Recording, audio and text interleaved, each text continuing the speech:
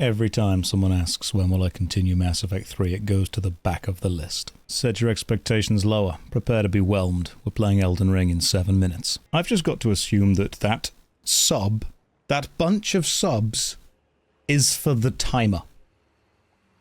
Like, I'm not even doing anything. Do you want more timer? Think very carefully before you answer this, because you know what I will do. I mean, okay. Less timer. Make a vote. No, we need more Oleg. Everyone gift sub. Should the stop? Part of me doesn't want you to stop subbing because this is my job, but the other part is annoyed that a timer is getting more love than I am, and that my ego is in the floor, guys.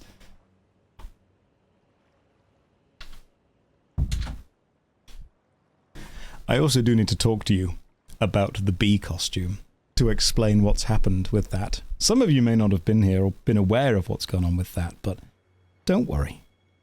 I'll talk you through the bee costume. You've got quite the interesting video of me. The video with the paddle. Well, that sounds like a tier 3 sub video right there.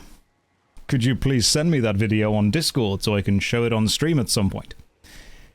Actually, I'll be honest, I will never show that on stream because that was my initiation into a very secretive cult. And some things remain more valuable if they remain offline. If they remain more analog, if you will. I'm proud you felt comfortable enough to be yourself. You have no idea. You have to be on at any kind of public event, any kind of convention, any kind of meeting. There's a level of performance to it. And when everyone realizes that, no, I mean, just a guy being a dude, you know? The Weekend WeebCon missed you. I would have loved, was that, oh, what con was that? That was Kitacon, wasn't it? I apologise for not being able to make Kitacon. I was busy doing stuff. But for now, we don't follow the timer follows us. Ladies and gentlemen, good evening. How's everyone doing today? Are we all well? Are we all ready to take on the big skibbity toilet boss? If you weren't here last stream, that will make very little sense to you, but just trust me, this boss is a massive, flaming, angry thing that I don't vibe. I do not vibe with this boss. This boss makes me sad. But what I am going to do is possibly not take on the watering hole boss. Because this seems tough. This seems like really genuinely difficult. So what if we instead were to go to different parts of the DLC instead? That seems great. We could do that instead. Just jump when he stomps. Easy, boss. Oh, okay, cool. Go to the eels. Right, I'll explain the bee suit in a minute. The bee suit will happen. I feel that we've probably missed a lot of this boss. Like, there's a lot of stuff. I could, like, if I go here and then go north, it's got to be something to the north of here. We'll see what's going on. Just got your lips pierced and eating sucks. 10 out of 10 dieting plan. Oh, I'm sorry to hear that. I had a retainer when I was a kid. Like kind of braces that you would take out at the end of the day. Eating with those in was an absolute pain. So I kind of understand that it can be super duper annoying to do that kind of stuff. But no, well done to it. Do I have a new greenly lit keyboard? It's actually the controller. I'm not insane. I'm not going to play Elden Ring with a keyboard, am I? It's the controller with LEDs in it that lights that. But how good have I balanced this green screen if you can see the green light, but you can't see the green screen? Oh, God, I'm getting good at this. I should do this as a job. See? I'm getting better. Mr. Sweet Old Grandma NPC. I have heard that there is the Grandma NPC. Let's see the stats. Do you mean the perfect build? The build is perfect. Don't question the build. Vigor, 31. Mind, 31. Endurance, 31. Strength, 31. Dex, you get the picture. You see the kind of the pattern here. You see the repetition. The funny thing about this is it makes the total level 169, which is very funny. You know, that is intellectual comedy right there. You see that number, you giggle. I don't trust people that don't giggle, just slightly at that number. Just a little bit. I can't level up now, that's the problem. I can never level up again. Because 70s, that's not a funny number. Why is there an enemy in the game? Why? What are you doing? Hang on. Let me just show you some combat. Here we go.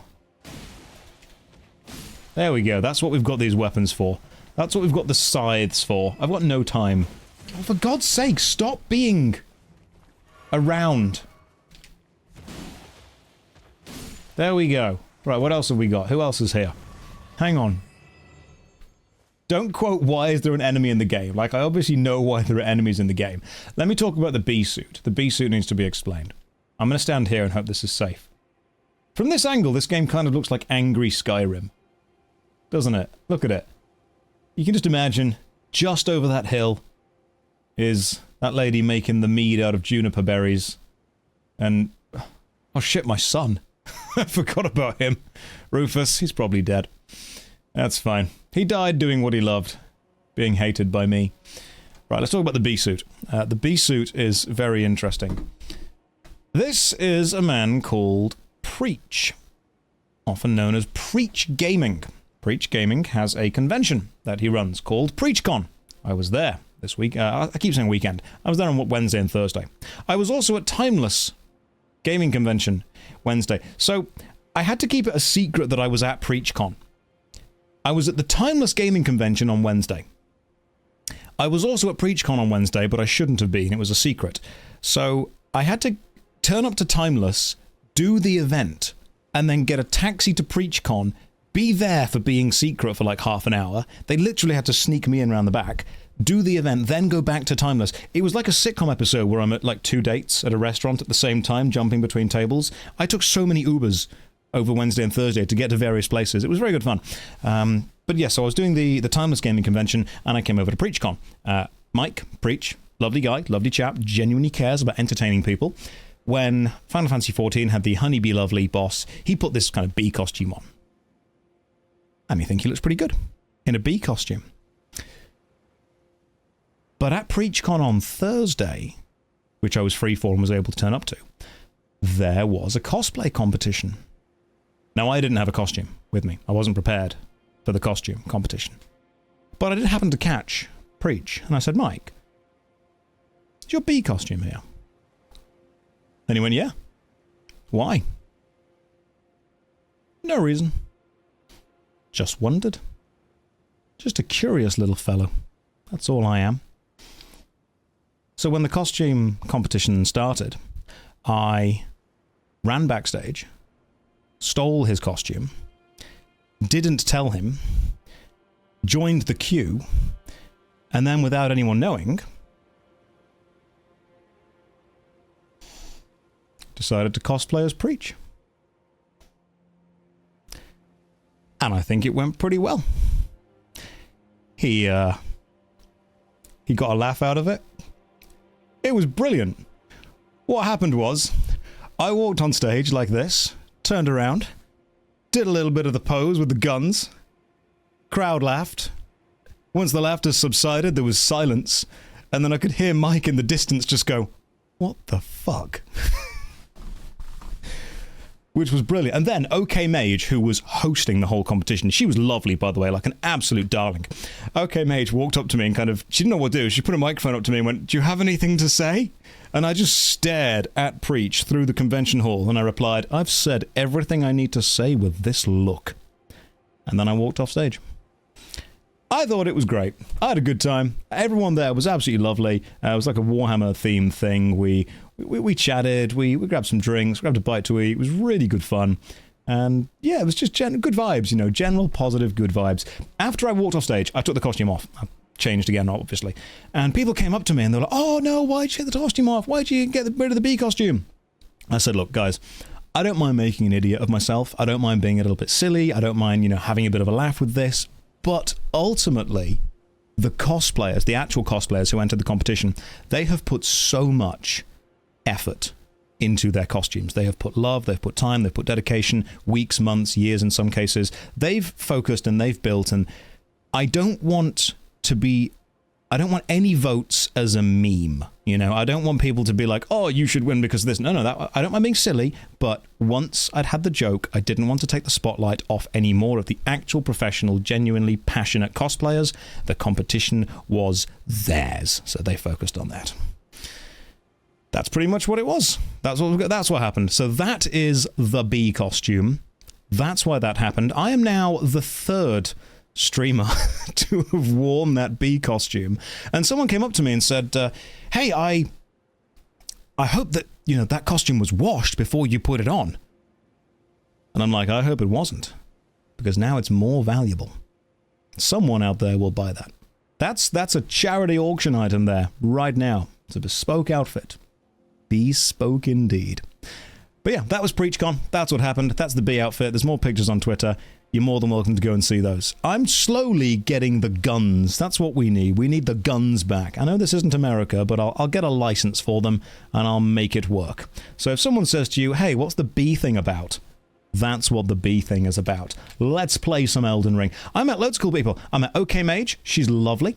I met Zeppler. She's lovely as well. She's like yay high. It was very easy to sneak Zeppler into the convention. You just kind of carry her, and no one can kind of see her. It's great. Like, you could hide behind like a chest-high wall, like a kind of just a chair. We just like pushed a chair along, and she walked behind that. No one spotted. It was easy. But no, she's lovely. She's like, honestly, she is. Her laugh is infectious. It really is. She's so much fun to hang out with. Everyone else, Nobbles was there. Mr. GM was there. Just loads of kind of big World of Warcraft, Final Fantasy 14 people, and they were all genuinely lovely, without a doubt. Let's play Elden Ring. How's your week been, guys? What you been up to? How's that been going? I've been having the garage converted. I've got some workmen around at the house at the minute. They're converting the garage. They've been boarding it up. They've been plastering it. And I've been doing my absolute best to bond with the workmen. But it's difficult because I'm not... You may look at me and think, oh, he looks like a bit of a lad. But deep down, I'm deeply middle class. And when you've got the kind of rough and tumble workmen around, you know, with their beer and their football, it doesn't really work when I walk up and I'm like, morning, chaps. How's everyone doing today? Would you like a cup of tea? And they're like, yeah, that'd be great. I'm like, how do you take it? And they're like, sugar, milk. I'm like, oh, do you want Earl Grey? Do you want Darjeeling? Are we going with Yorkshire tea? A bit of cheeky little PG tips.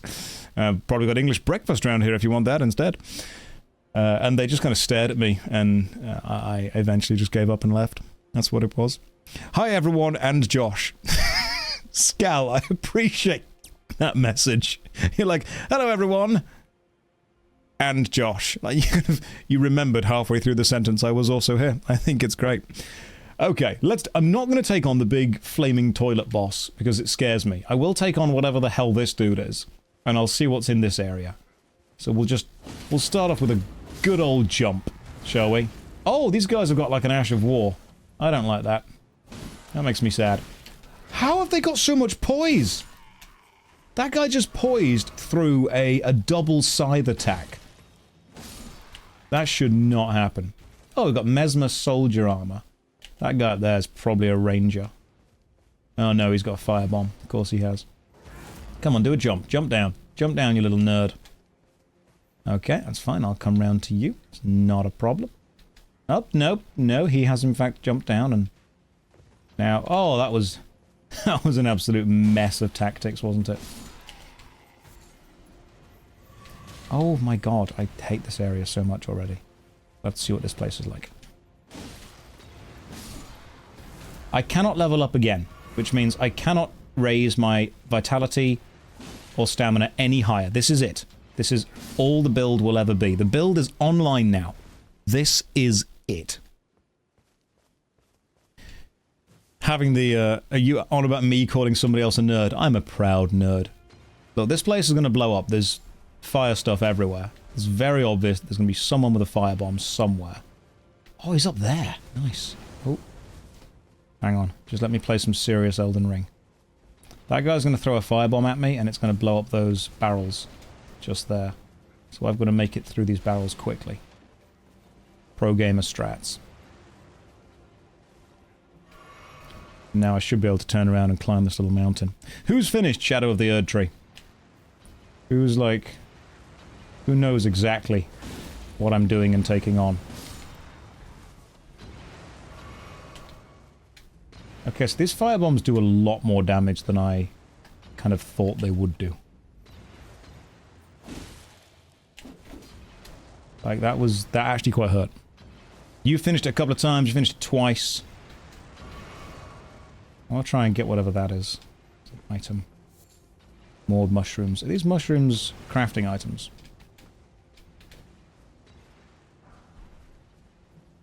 Can I can't get to him from here. There's nowhere to get to that guy. But I can probably avoid this.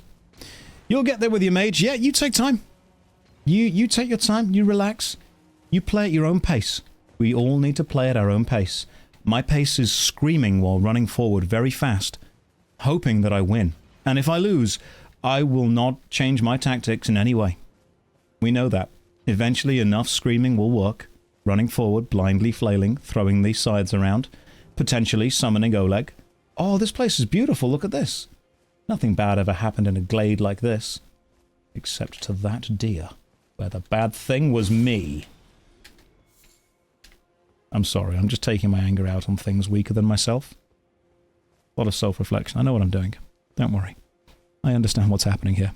Finish one time and you're done with Elden Ring for a while. This game burns you out. This game is demanding. Finishing Elden Ring for the first time is an experience, but it's so big. We had this conversation last time. It's so big that it's kind of intimidating to start it again or do it all again or see everything that there is to see again. It's a massive game.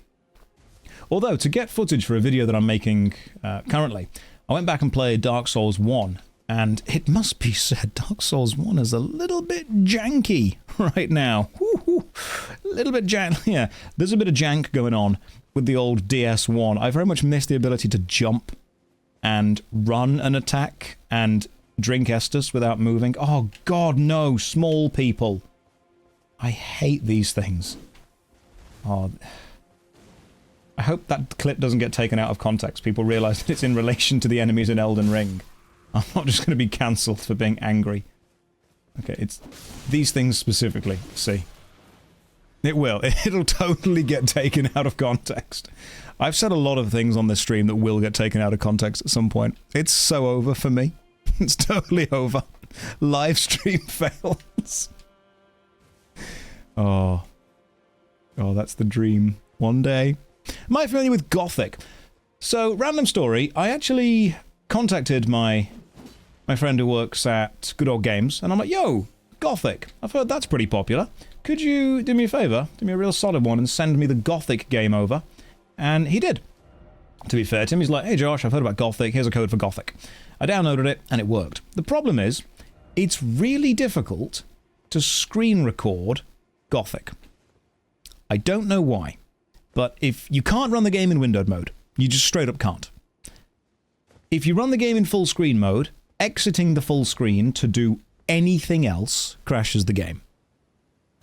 Now, I really want to play the Gothic remake, but I also want to play the Gothic original. I would like to find a way... What's that loud noise?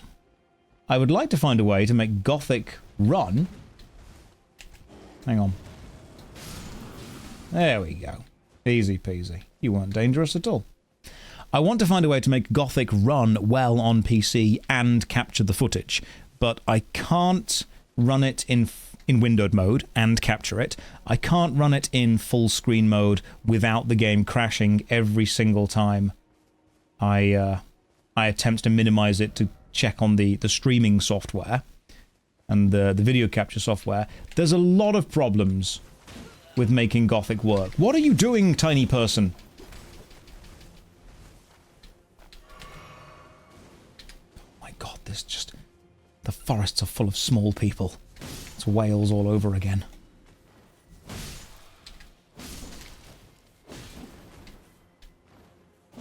There we go. Dealt with it.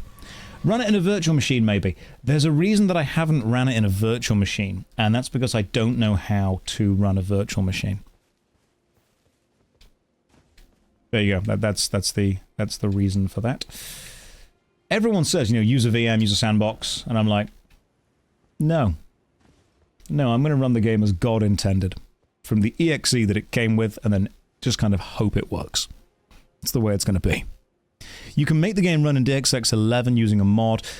The issue with the modding any kind of game is how much effort is the average player going to go to run a game. Like, I very much admire Ross. Ross, who's from Accursed Farms, who is able to run all these old PC games by forcing them to work using an insane amount of fixes and kind of patches and whatnot. So I might need to look into how he does it, and even send him a message and ask him, be like, yo, how does this work? How do you make this work? What happens here? But the amount of effort and time he puts into making these old games run is insane, without a doubt. The average player doesn't record their gameplay, that's true, but the average video game player isn't going to try at all. Like, as soon as... I've known people download Final Fantasy XIV, as soon as they can't figure out the payment system, immediately just delete the whole thing and counteract it. I've known people download the Elder Scrolls Online, log on, have a connection issue, and just immediately delete the whole thing. You would be amazed at how much the average person, how quickly the average person gives up at anything. Other than the games you've done videos on, are there any games you won't do? I'm still scared of touching EVE Online because the EVE Online community scare me, and I don't want to say anything that would anger them because I value me, to be fair. So yeah, we tend to avoid EVE Online. I don't particularly have much interest. What the hell is that? I don't have much... Is that the Mask of the Father from Dark Souls 1? What is that weapon? Give it me.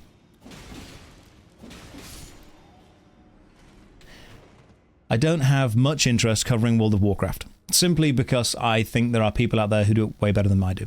I was actually having this conversation with some of the guys at Preachcon, and covering MMOs at high level is, if you're going to cover every MMO at high level, basically impossible. I can either cover lots of MMORPG games at low to mid level, or 1 or 2 games at extremely high level, simply because of the amount of time it takes to get to high level in games. God damn it! I knew there was something. I could hear something happening. I knew there was going to be some kind of trap going on somewhere. Yeah, covering, I think, niche dead games is better, simply because, I mean, if I anger the EVE Online player base, I am in a lot of trouble. If I anger the Mortal Online 2 player base, I could probably fight both of them off. If I, you know, really focused and really tried. That's a skill I believe I've got. Right, let's try and get away from the angry ceiling. Little dig at Mortal Online 2 there. You know, little ribbing, little gentle joke, gentle jibe. 2 whole players, Mortal is growing. Oh man, no, we like to take the piss out of Mortal Online 2 every now and again. Just every now and again. It's okay. But let's remind ourselves that they did send me a key to play the game, which I did tell them was a bad idea at the time. But they're still going. You know, respect to that. They're still there. Have I played King's Bounty? No, I have not. No, I have not. In fact, I'll tell you one cool thing that happened. Remember when I made the Was It Good Adventure Quest video? Oh, that seems like some kind of wizard. I made the Was It Good Adventure Quest video. Now, I really like Arctic's games. There's a charm to them. I think if you played Adventure Quest as a kid, or if you played Dragon Fable, or Mech Quest, or any of the other games they made, I do believe that there is like a warm, comfortable charm to Adventure Quest, to Dragon Fable, coming home to those Flash games. And I still believe that Dragon Fable is pretty much the pinnacle of where we can go with Flash RPGs, without a doubt. But there was a Dragon Fable artist at Timeless Gaming Con. And he gave me something that he'd done.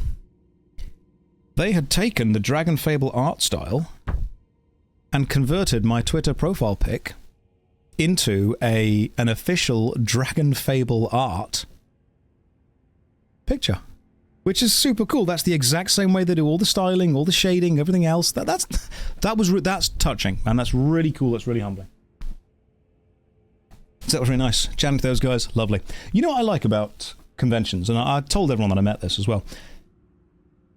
Making content on YouTube is a remarkably lonely experience. Now, I'm not kind of berating. I'm not going to throw a pity party for myself. Don't worry. I love my job. I love what I do. But the lack of social interaction is something that affects me. Twitch, like this, is amazing. I get to chat with you guys. We get to play games together. We get to, you know, kind of hang out. It's super good fun. But whenever I go to conventions and I meet people who watch the videos, who like the videos, who are as passionate about games as I am, that refills the batteries. It genuinely does. And when people come up to me and say, hey, this made me laugh. Some people have said to me, hey, I'm a game designer and I watched your video on game design about this game and I took this lesson and I changed this and we've done this and it's improved it this way. Some people have even told me what they disagree with in my videos, actively put in their game against my advice, and it ended up making their game better. Which is fine. I'm not saying my advice is always going to be correct at all. But the fact that my video was able to act as a bit of a, I suppose, a catalyst, if you will, for a design choice was fantastic. To me, that's good. I'm happy with that. What is this big yellow thing? It's yellow Fulgur Bloom. It looks electrical. Have I met any JoshStrifeHayes cosplayers? I've been asked if I'm cosplaying myself once. That was at Kittercon many years ago. I was walking around in a shirt and waistcoat, and someone walked up to me and said, excuse me, sorry to bother you, are you cosplaying as JoshStrifeHayes?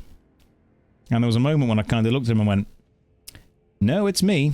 And he was like, oh, I'm sorry, and then walked off. So, once got recognized as myself, so that was great. Is that a consumable? I like how Luck has just said, it's a consumable never to be used. Let's have a quick check, see what we've picked up, shall we? It's a consumable, you say. What does it do? Where is it? Where is the flower that we've just picked up that I am never ever going to use? Because you are correct, I am never going to use it. I'm just curious as to what it does. Oh, apparently I've got 13 of them. But that was the small one. The big one! Material used for crafting items. We don't craft. I'm not going to craft in this game. Who crafts? Seriously. Why is there a... Okay, I was going to say why is there a bloodstain there, but that very much answered my question. The game was like, oh, don't worry. I'll got you. We'll preemptively answer that, Josh. Oh, it's an enemy. What? It's a dude with a frickin' cannon? Give me your weapon. Give me the cannon. I want the cannon. Can you get the cannon? It's like an angry fire flower from Mario. This... I mean, this looks like a trap. Oh, look, there's a guy just there. Hey.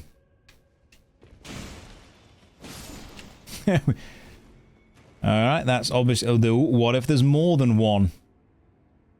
What if there are multiple traps? Nah, they wouldn't do that. Oh, there's more than that! God damn it, game! Stop! Apples! Stop it! Sit down, man with stick.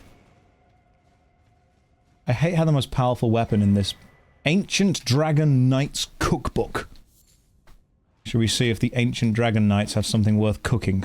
What are they cooking up? These enemies might be the most hated in any Souls. It's like the little imp things in Dark Souls 3, or the little imp things in Dark Souls 2, or the little imp things in Dark Souls 1, or the little imp things in Eternal Ring, or the little imp things in... really any game. I think imps. Imps and those tiny little enemies that... that we got attacked by in the forest. I think I just had a thing at small enemies. No one needs a hitbox that small, you know? Offer pickle. This is another message saying offer pickle. I mean, it's a good backup plan, but let's not go with that as plan A. Well, I'll keep that in mind for a possible outcome. It's always there, but no. No, I don't think we need that this time. Where does... oh, this gets me over there, does it? Okay. Any more... is that a secret door? That looks very much like a secret door over there. Hang on. I mean... it's not. God damn, this thing is just slamming me hard. Ooh, there's an enemy over there. There's an enemy over there. This is my last resort pickle. This is the emergency pickle. Right, I can see an enemy. There's probably going to be another enemy somewhere. Oh, what is that? I don't like that at all. Sit down. Alright, where's the Where's the flame dude? There's always a flame dude. This whole dungeon has been angry so far. The vibes in this dungeon have been off. Not been... Oh, this is the bridge we were on earlier. I actually prefer the level design of the Shadow of the Erdtree DLC to base game Elden Ring.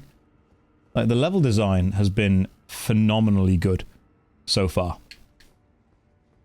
I thought that roly-poly and ghost was, Oh, there's a big cuckoo knight in there, is there? Oh. Oh, okay. I see what's going on here. I see the vibes we're going for. Oh my god. Okay, what if we just... That's why we do this. That's why we do the jumping stuff. I feel that dungeons like this are overused in the base game. They get a bit repetitive. They're like exactly the same stuff. And From Software kind of did that in Kingsfield with their Endless Dungeon and in Eternal Ring. I just feel there's too much of exactly the same repetitive stuff. There is... Ah, it's a Black Knight with a big hammer. I remember him. Alright, as long as there's no more little tricky enemies, we're okay. Oh, of course there are little tricky enemies. Why wouldn't there be? Okay, time for Phantom Slash. Phantom Slash time again. There we go. Sit down, son. That is, without a doubt, the best Ash of War in the game. You gonna give me your item, or...? Nope, you're just gonna die. Okay, that's fine. Am I your new favourite Queen Bee? Thank you. What is this? Great Ghost Glovewort. That is an upgrade material used in summoning stuff. So if Oleg wasn't maximum, he would be maximum now. You say that the Ash of War is not as good as Impaling Thrust. Well, we can discuss Impaling Thrust if you wish. Any of these secret doors? I don't think so. Okay, cool. Is that everything that was in this dungeon? It feels the dungeon should have a boss. Is the god slug dead? Not sure. Not sure. It feels like this dungeon should have some level of boss.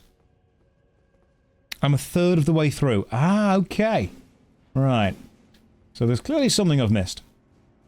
I've got a feeling the spike trap room is probably the key to this.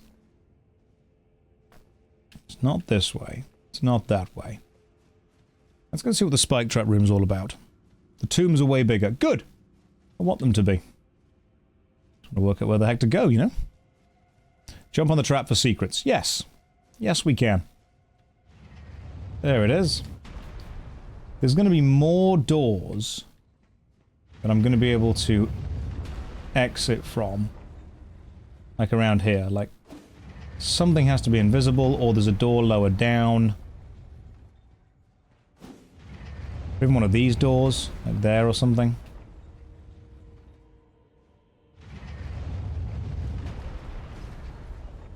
Where do I go from here? It's underneath the trap. Did I go under the trap? I have not yet been under the trap. No, that feels like a terrible place to go. Go under this trap. Okay, I mean...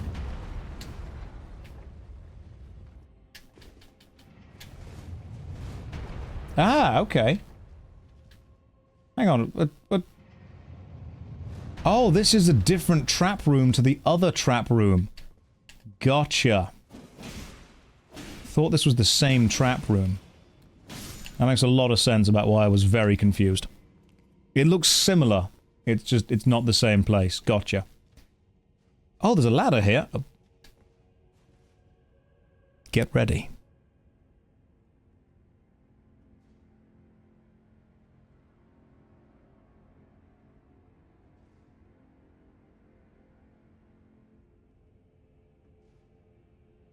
What a thrill.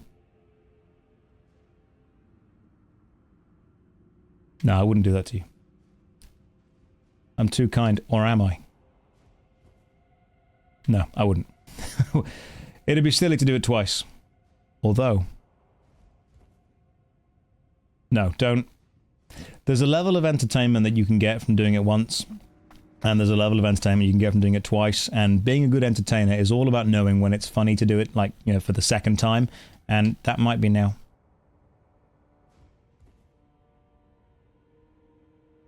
But I wouldn't do that. That's a bit silly. You can only milk something so long, you know? But you do need to get all of the milk. Don't you? Okay, no, we'll go up the ladder. Or will we?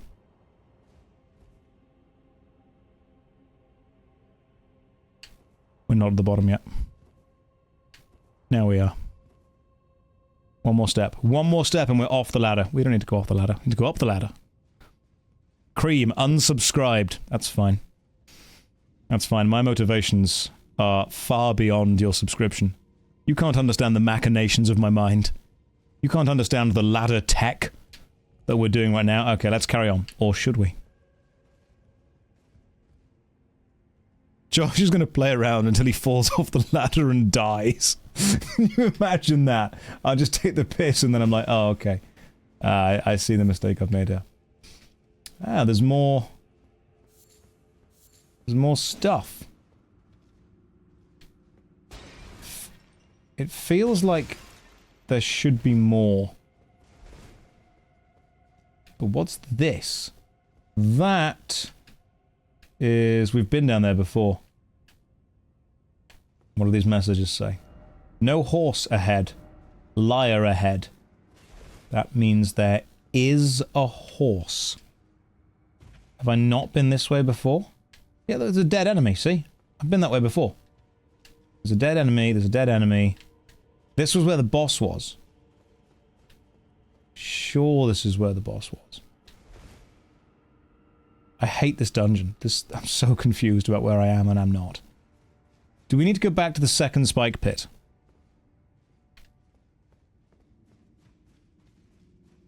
Shouldn't have gone up the ladder. Oop.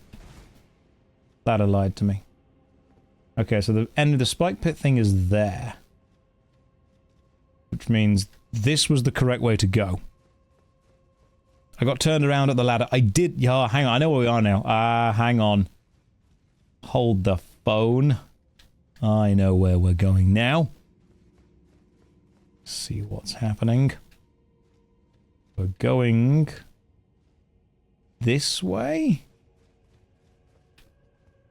Right, and this is the... Yeah, this is the slam thing. And then I've got to fall off and then run to that thing under there. Because there's an item there that I haven't got. Okay, yeah.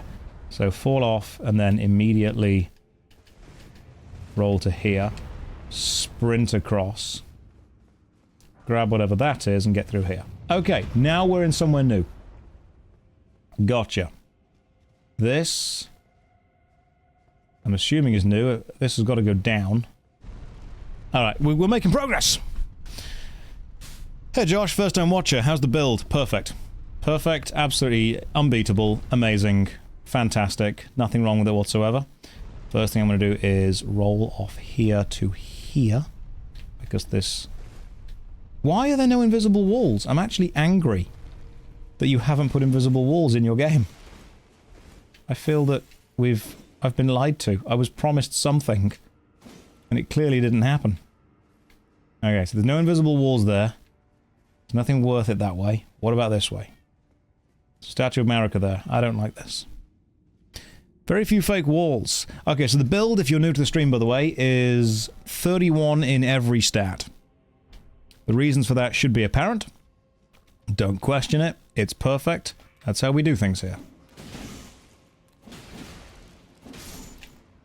The weapon is double scythes with, I believe, bleed. One has blood and one has cold infused on it. And occasionally we can change to the Dragon Communion Seal to give myself a Golden Vow power up for a little bit, you know, as a treat. And then we just Do lots of jumping slashes. That's it. The build is pretty much jumping slash. Jumping slash Golden Vow. These guys are doing a lot of fire breathing, which is my least favorite amount of fire breathing.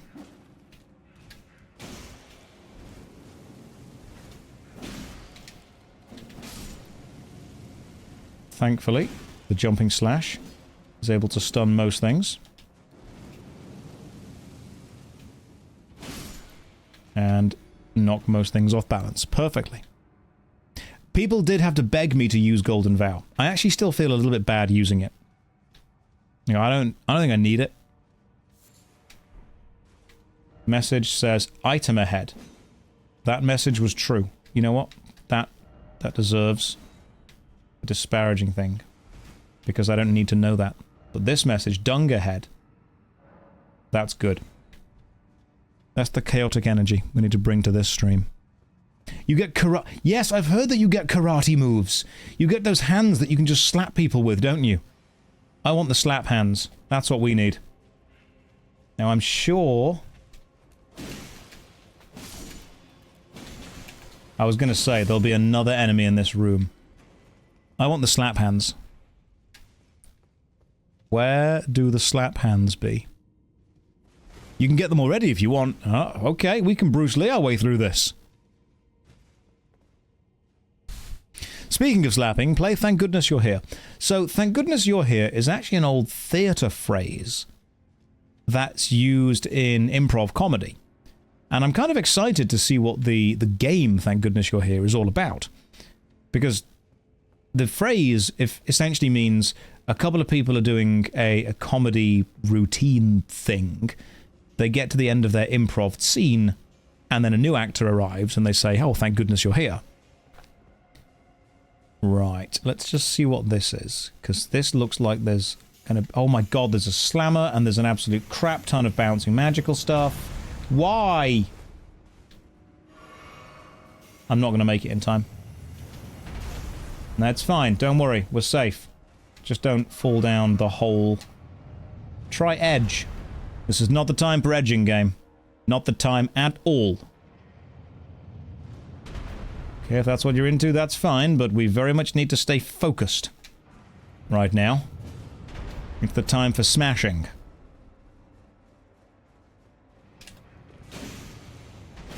There we go. Oh, for God's sake, go away, all of you. I hate this game. Why do you put enemies in it? Enemies make this game a lot harder. I'm also almost out of healing potions, which is not great. What are you? Shadow Realm rune. Time for sleep. Oh, can you get in the coffin?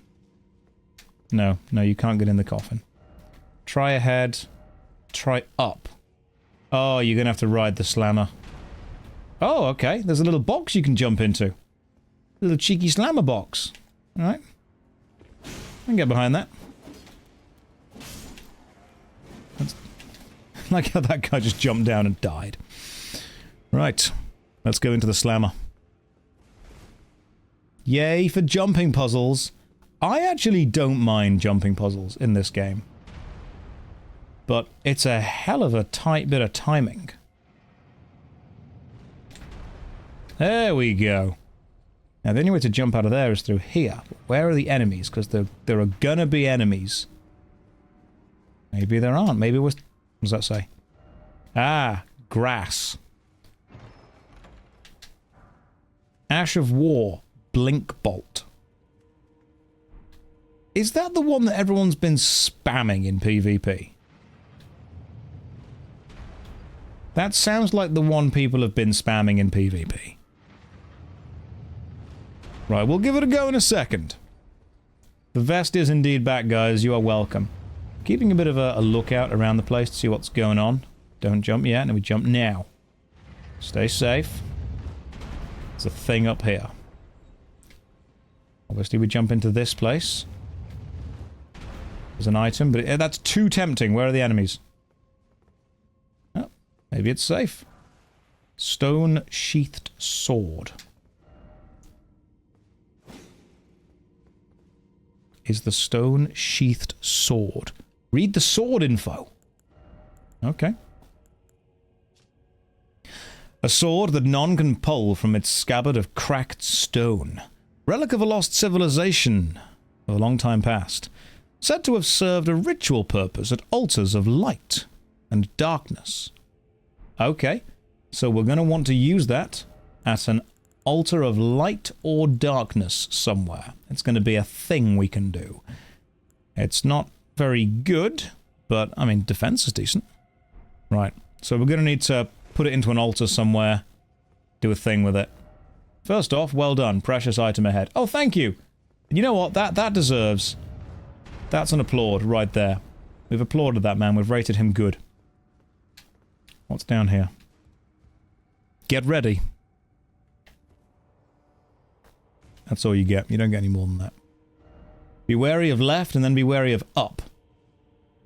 If that's true, I'm going to come back in a minute. Well, there's the up. There's the left. So, you know what? He was right. If I hadn't have known that, I may have died. That deserves an applause. This one just says be wary of left, which is kind of wrong. You must also be wary of up. We can't let misinformation. Message. Edge. It is correct. Do we need to drop down here, though? I don't think so. I think we need to go back up this way and then continue along to the edge of the massive smashers. Maybe. Maybe we do drop down.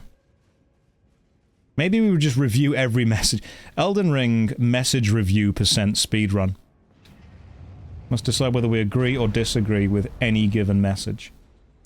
So, I don't think there's anything else that we can really get from these. I think that's kind of it. I'm going to drop down that gap and see what's happening down there. Could be a good idea, could be bad. Let's have a quick sip of the Estus. Just so you know, we are now out of Estus. So, make of that what you will. Oh, that was close. Oh, across there. We haven't been across there yet. That's still kind of new to us. Just get more simple. We're about to pass the 22-hour mark for the speedrun. That's actually fine. We're still fully within expected parameters. Run. Grab. Roll. Now, we're still within accepted parameters. That's fine. This is going to take us down again.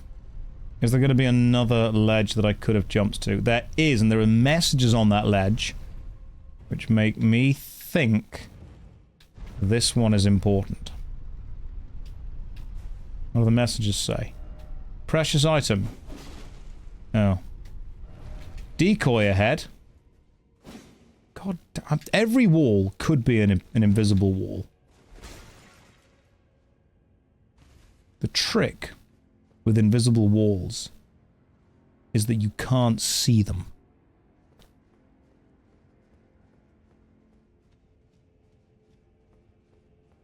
Just let my knowledge seep into you. Occasionally. First off, rolling, therefore seek rump. That person's clearly edge ahead, Lord. Try back and then critical hit. See, that dude, I give that, yeah, that's a good idea. Then why attack the walls? I just joined and I feel smarter. Thank you. This stream is mostly about giving knowledge.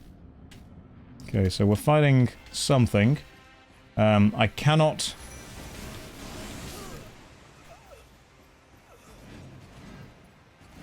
I've got him right where I want him, guys. See? Me is doing great. That was quick. It's all that edging. You're not going to last long after that, are you? So, let's carry on. And try this again, shall we? Did I level up the Mimic? No, I summoned the Mimic by accident. I meant to summon Oleg. I would like that to not happen. Okay, so this dude is like crazy powerful. However, I am also a little bit powerful. Sit down.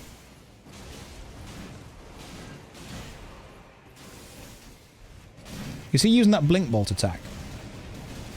What if I use the phantom? Oh, hang on. Nope. Angry hug. Angry hug and we die.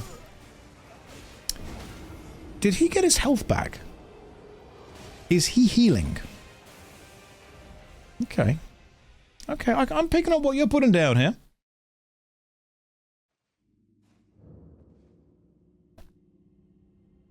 The grab heals him. Right, so don't let him grab me. Gotcha. We're still going to use Oleg in this fight. But I think we kind of have to run to the side and summon Oleg kind of like now. We have to wait for Oleg to get his attention. Then we do a lot of jumping attacks. Good lord, this guy is... I'm actually quite liking the fight, though. Gotta be real, the fight's decent. Okay. Right, you can jump over the second electrical thing.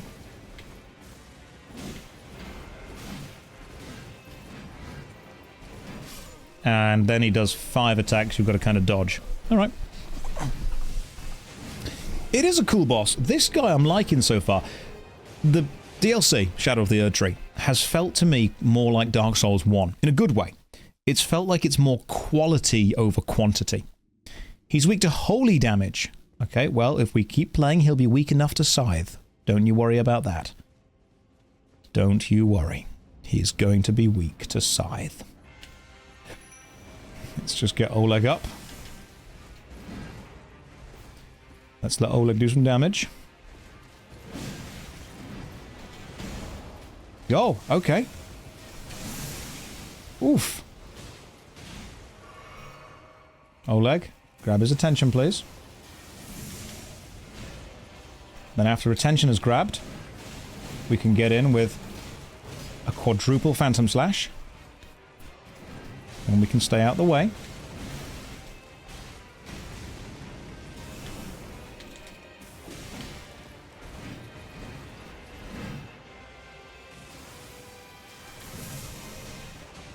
Yeah, I'm liking the movement so far. Oh, oh, you cheeky little chap. A little bit of an AoE going on. Right. Yes, there we go. Okay, we actually managed to lock him there for a second. Can he bleed? That's the question. Because in the famous words of Schwarzenegger, if it bleeds, we can kill it.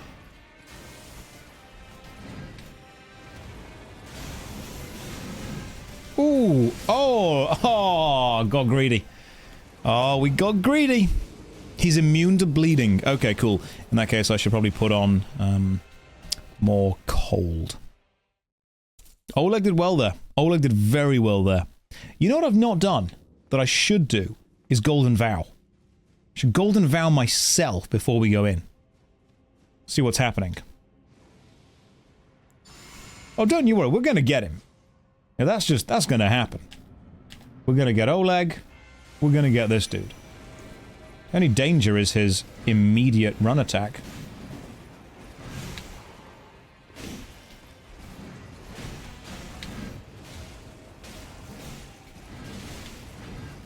Then we get him with Phantom Slash like that. Phantom Slash is one of my favourite Ash of War, without a doubt. It's so good. Especially against enemies that aren't expecting it. Oof. It's really good in PvP as well, to be fair.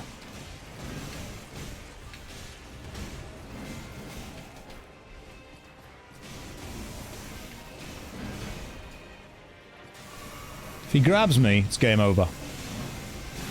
If he does that, it's also game over, to be fair. Oh, okay. He's a cheeky little chap, that's what he is.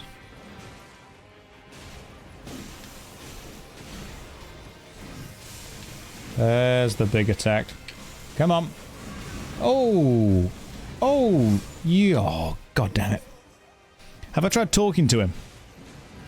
The Ash of War does indeed. It comes from the Knights Cavalry in the Lands Between area. After you've defeated the kind of Liandel boss. And you can get to the Knights Between. I don't know how you're going to do the last boss with a can-do attitude. That's how we're going to do it. Don't you worry about that. With gumption. With a little bit of British willpower. Don't you worry about that. We'll make it happen. With Oleg, mostly. Like a lot of Oleg.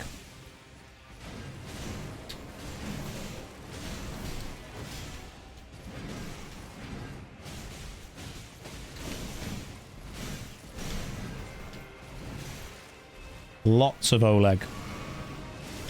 I think my favourite thing so far is that this guy's got a lot of kind of distance attacks, but there's a lot of moments where you can punish him.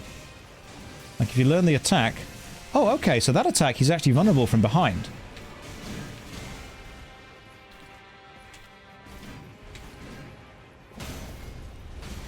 Hey, there we go.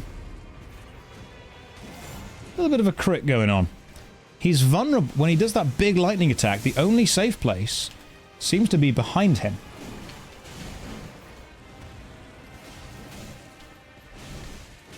So if I can kind of stay roughly close to him...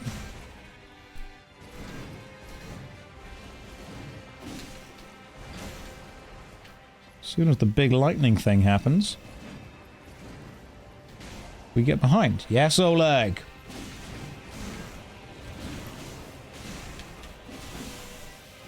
There we go. Took him down before he was able to do the big lightning thing. Death Knight's twin axes. And the Amber Medallion +3, which might be useful. Nope, we definitely need you. What do we need? Enhancing jumping attacks or boosting physical damage negation? Magical damage is kind of what gets me. Oh wow, okay, that would increase my HP by... actually a substantial amount. That'd be pretty good. Troy, thank you for the raid. I think maybe increasing it by a substantial amount and using the jumping attack.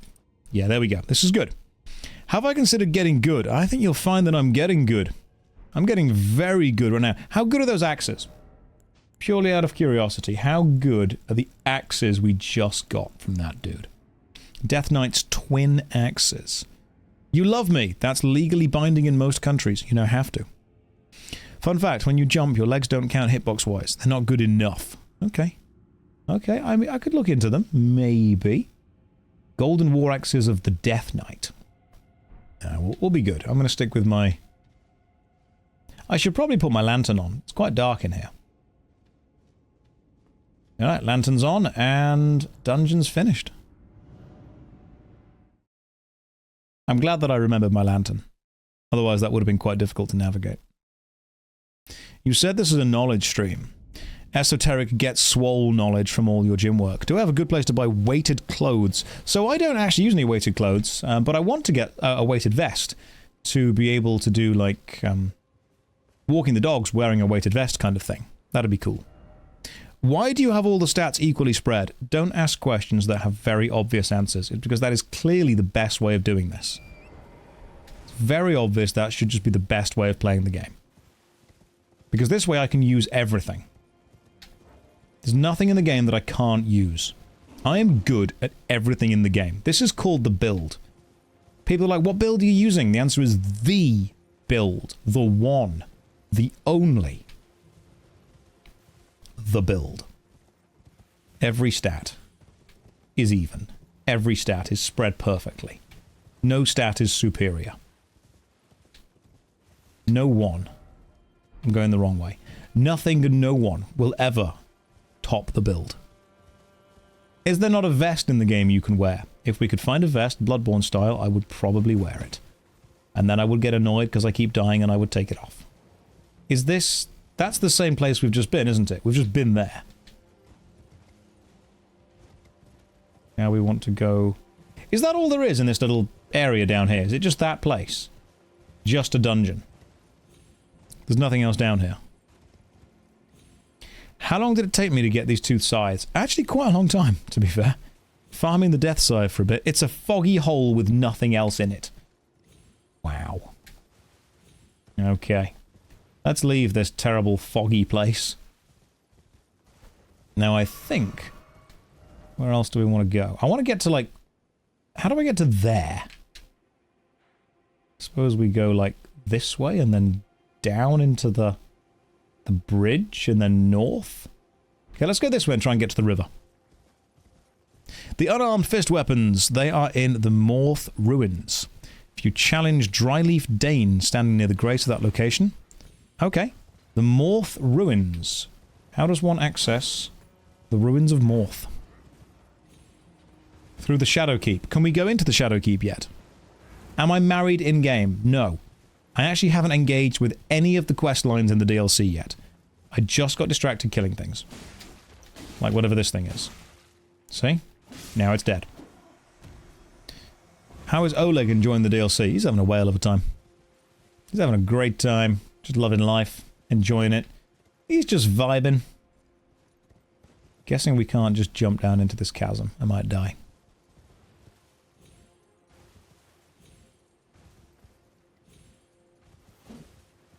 I want to get the punchy weapons, but I'm not sure where you get them from. And if you do have to get them from going into the Shadowkeep. Although, we did get that message saying that a seal had broken. Hang on, the horse is just doing some things. Yeah, I got a message saying a seal somewhere has broken. Is the seal the door? Whatever you do, don't attack the pests. I've already attacked everything. Everything has been attacked. You can get there through a lake cave on the plateau. I can get to the plateau, no problem at all. And let's just have a quick check of where we are. Nope, nope. There we go. Suppose we could go that way. And then continue to go north. The seal is pretty far away. Seal is Michaela's charm. Go to the lake and go under the arch. Right, so the Great Bridge is there. I suppose we could just go this way and see what happens.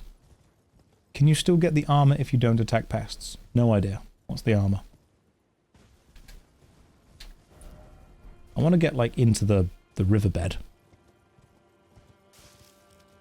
You'll get more Oleg content, don't you worry.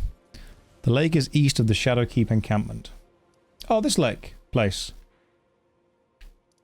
Or that lake place. Or that lake place.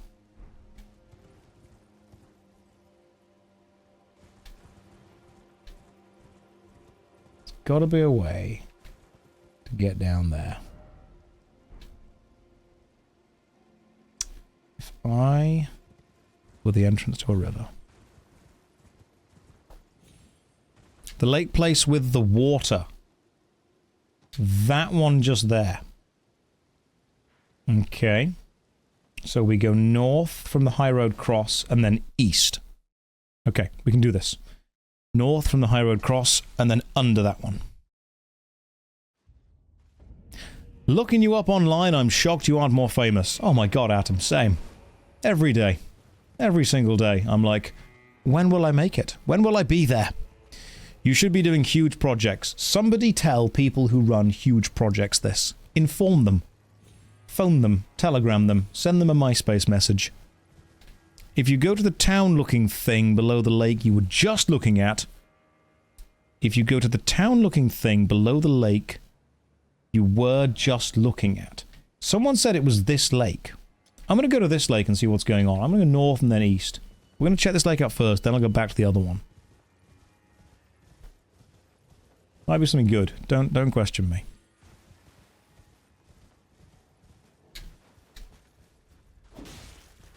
That dude has got a ton of health. I'm not going to anger him anymore. He gets a little love tap. Below the lake. Like directly, like underneath. Okay. No, I'm pretty happy with, you know, the career I've been able to have, the success I've been able to find. I've been able to, you know, it's my lifestyle, which is rare and privileged to have that. I would love to be able to do more stuff. Oh, the angry noodles! The angry noodles did nothing wrong, though. We can't... Look at them, they're super cute. We can't be doing anything bad to the little noodles. So, as much as I would love to be able to do, you know, big projects, if you will, I'm pretty content with what I've got right now. I still want to be able to do more theatre, more acting, stuff like that. Oh, let's just jump down the gravestones. I'm sure they wouldn't mind. Sure, that's a sign of respect in some cultures, probably. There we go. What does this message say? Seek castle and then seek cellar.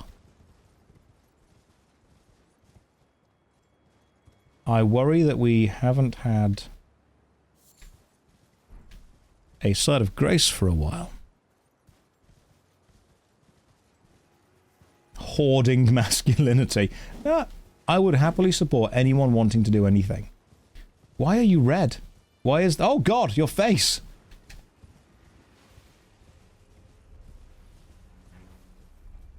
Why is the tip red? Sometimes it just gets like that.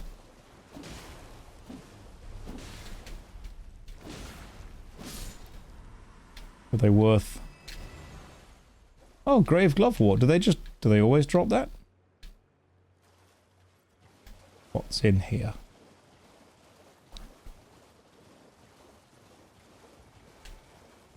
That is a headless statue of someone.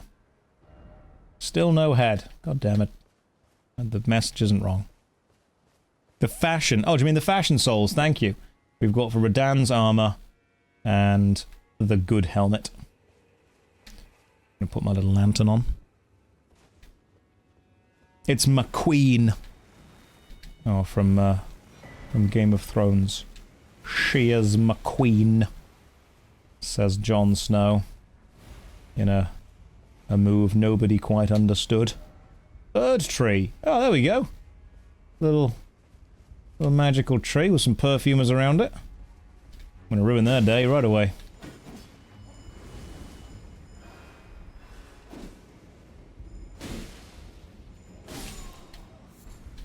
Day ruined.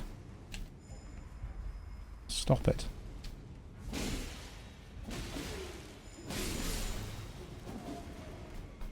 Sit down, son. Heal from afar. New spell. Oh, can I use that on Oleg? Oh, brilliant. Can we just have Oleg tanking stuff and I heal him from afar repeatedly? That'd be great. We could do that. I know this is a hot take that's going to get me hatred, but I do think that the writing of Game of Thrones went downhill. Is this a poison swamp?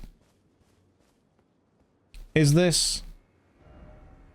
Okay. Is this a good old-fashioned poison swamp? That's a hot take. I think after Season 5, the writing was lacking. I know that I'll get some trouble online for saying that. But I do truly think that the Season 5 was the last really good season. 6 has got episodes, don't get me wrong. Some of you in chat saying that's a pretty common take.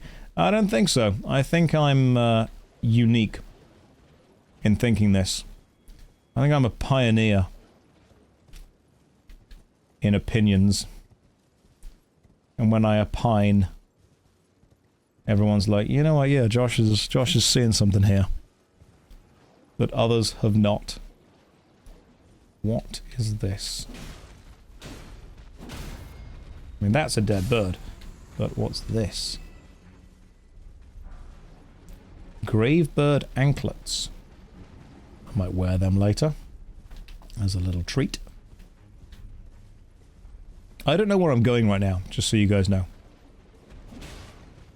If there's a place I should be going or not going, I'm not sure. Go straight and then go to the left. Okay? Can do. I'll believe you. Oh, Rao base. Please, for God. Yes, fantastic. Grace. Give me a grace.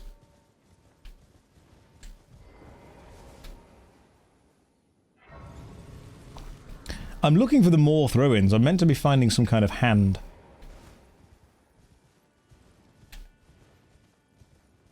Look at this place. You know, I was playing Eternal Ring again recently, and Kingsfield. The Kingsfield video should be out within a few days, by the way. The Was It Good Kingsfield. And then that followed very quickly by Was It Good Kingsfield 2.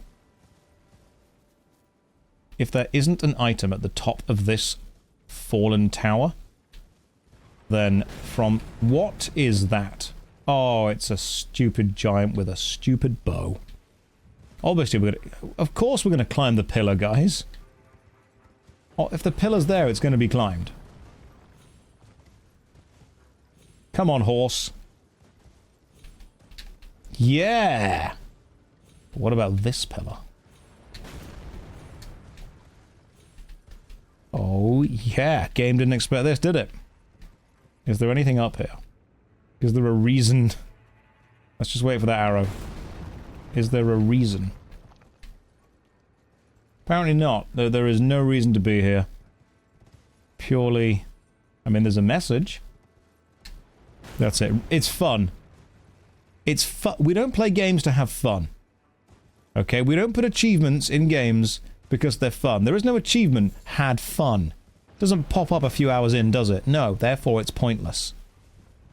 I think you need to reassess why you're playing games. We're playing it for achievements, we're playing it for satisfaction, we're playing it to prove it. What we're not doing is playing this game for fun. We're playing for a level of domination over other players. No more. No less.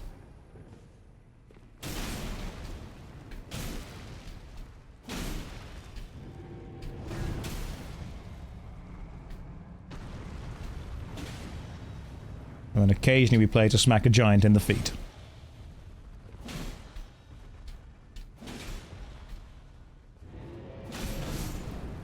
Yeah, that's what you get. That's what you get for trying to... Oh, for God's sake! There's two of you! Oh no, you've got a... Okay, that's a problem. You are actually pretty good at close combat. That's gonna be an issue! You can't hit me from there, you fool. Is this one of those ones where the safest place is, like, right next to it? Yeah. I bet the safest place is, like, right here.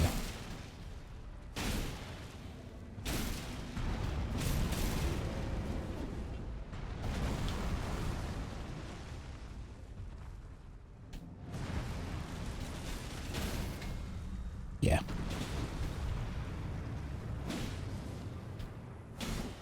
Hang on. Just let me scythe the gooch.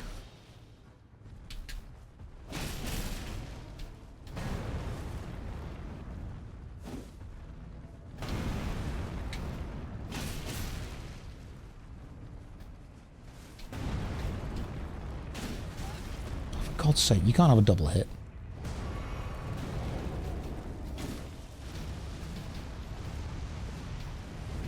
Oh, he's doing the backward flaming walk. It's an advanced technique, that. Haha!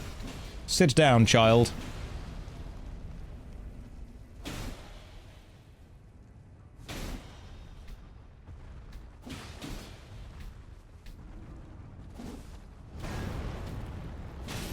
We're actually close to killing him, to be fair. A good phantom slash. Ho ho ho ho! We didn't get grabbed, but my god, we got moved. Oh, there we go. What are you gonna drop? Nothing. Great. Terrific. Thanks. Thanks, game. Drop nothing. Can we get that? Number 3. Let me see if I can get the map. Hang on. He dropped his souls. I don't need souls. I can't level up anymore. And they respawn. Of course they respawn. There's noob right here. Sit down, child. Let me grab the map. Should be a map around here somewhere. There it is. Excellent. Map of the ruins. It's pretty simple. I can navigate this. Right, where are we? No more leveling. I can't. Because all of my stats are 31. Which puts my total level at 169. And I think leveling would kill the joke. Because 170, that's not funny. No one laughs at that. You say 70 to someone and they giggle. Insanity. Madness. Cats living with dogs. The world's all wrong. You say 69 to someone, there's a bit of a titter. Bit of a giggle. You know? Well, that's quite funny. The only other option would be 69 all stats, which would take forever. So I won't. Temple Town Ruins. Alright. Let's go see what's going on in Temple Town. People just kind of hanging around. Doing the thing. Nope, we're not working towards 777. Don't need to.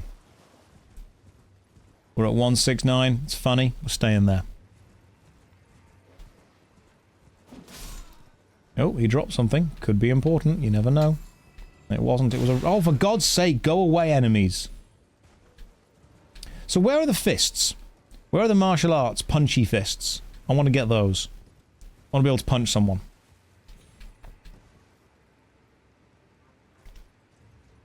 Not here.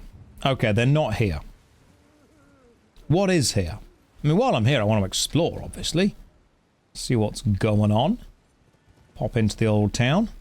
Got to be a boss here somewhere.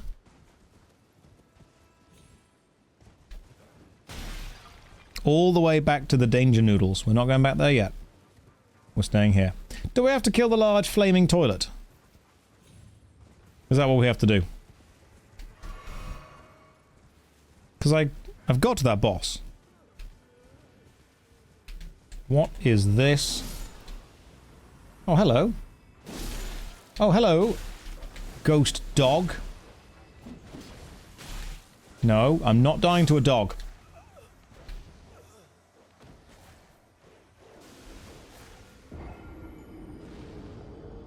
$146,000 souls. It's fine. Don't worry about it.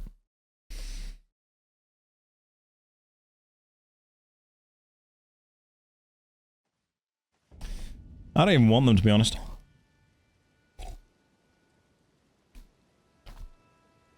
Wait, I thought you said you weren't going to do that. Never let them know your next move.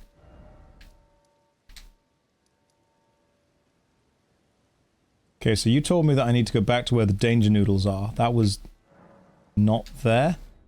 This place was the boss. I mean, I don't need runes, to be fair. You finally made it to a stream. Well done. You're about to see the best stream, without a doubt. What's north of here? Have we been north of there? We haven't been north of there yet. Let's go north of here. Yeah, you got to confuse your enemy. When you French fry, they pizza. When you zig, they zag. That's what you got to do. Never let them know your next move. I said I'm not going to die to the dog. Guess what I did? Died to the dog. Nobody expected it. How do you have so much poise? You are made of poise. Kill the guy with the torch. He's the most dangerous one. Oh, he does the special poise attack. That's why. There's so many enemies.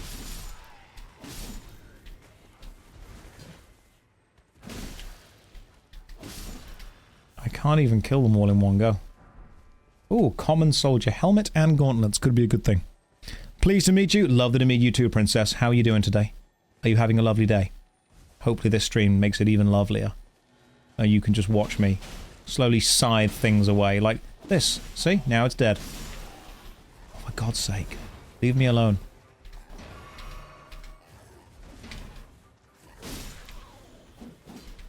What did you drop?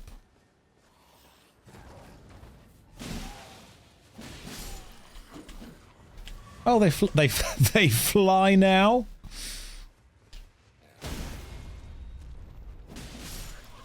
I will never let Star Wars forget how absolutely dumb that line was. I will say that every time I get it. Every time I get the chance. We need a "they fly now" counter. They fly now.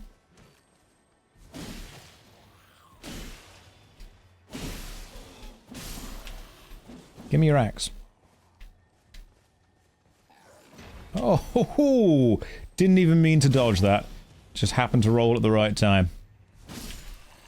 Never tell me not to panic roll. It worked just then. Is double reaping better than double shields? Apparently. I mean, reaping is what happens after double sowing. So we did a bit of double sowing. It's only fair now we get a bit of double reaping going on.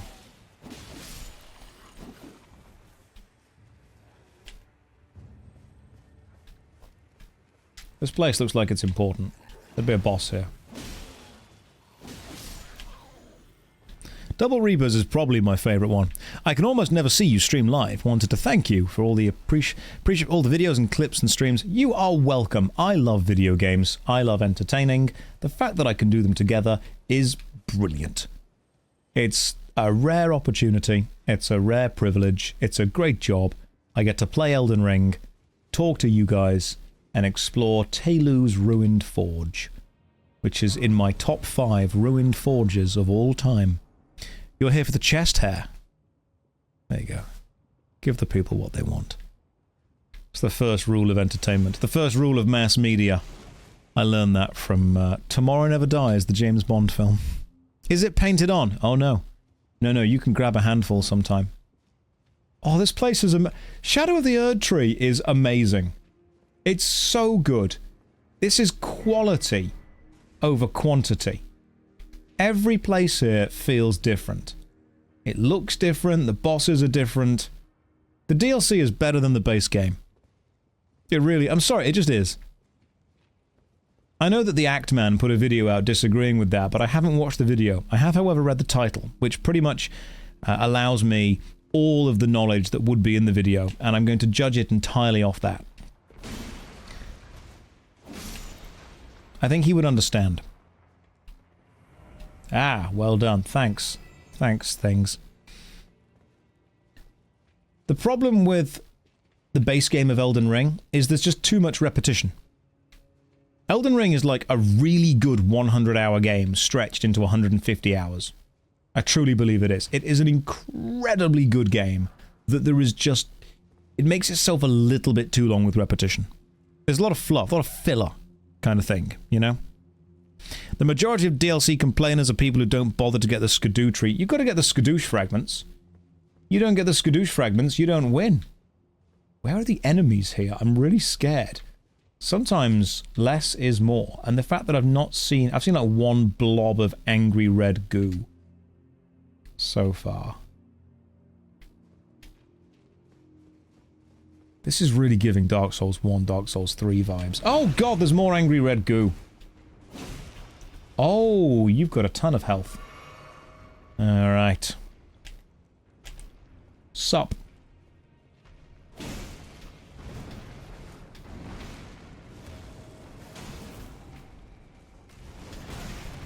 Okay, I see. Tactical roll. Little tactical refill. Little tactical jump. Everything we do is tactical here, guys. There you are.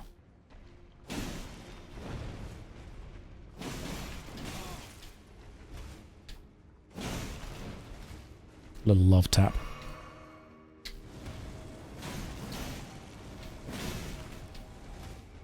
I can't risk having less than full health.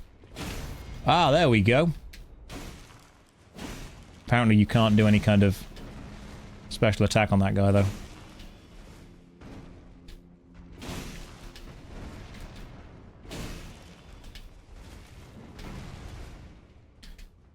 Is he stuck?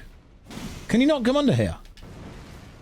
He can't come under here because of the roof above him.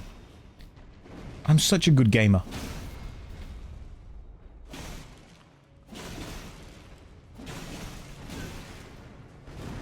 I am so good at this game. Strats! This is the build! We wouldn't have found this out if the build wasn't online. But it is. I feel this guy probably can't bleed, because you literally can't get blood from a stone, so that would make sense. But if I keep just doing this... I'm so good at this game. You gonna give me a drop? Is he a basic... I bet he's a basic enemy, isn't he? He's like a normal... He's gonna respawn when I rest. Okay. Be wary of right. Good message, I agree. They have a weak spot behind them. I'm not that kind of coward. What's behind him?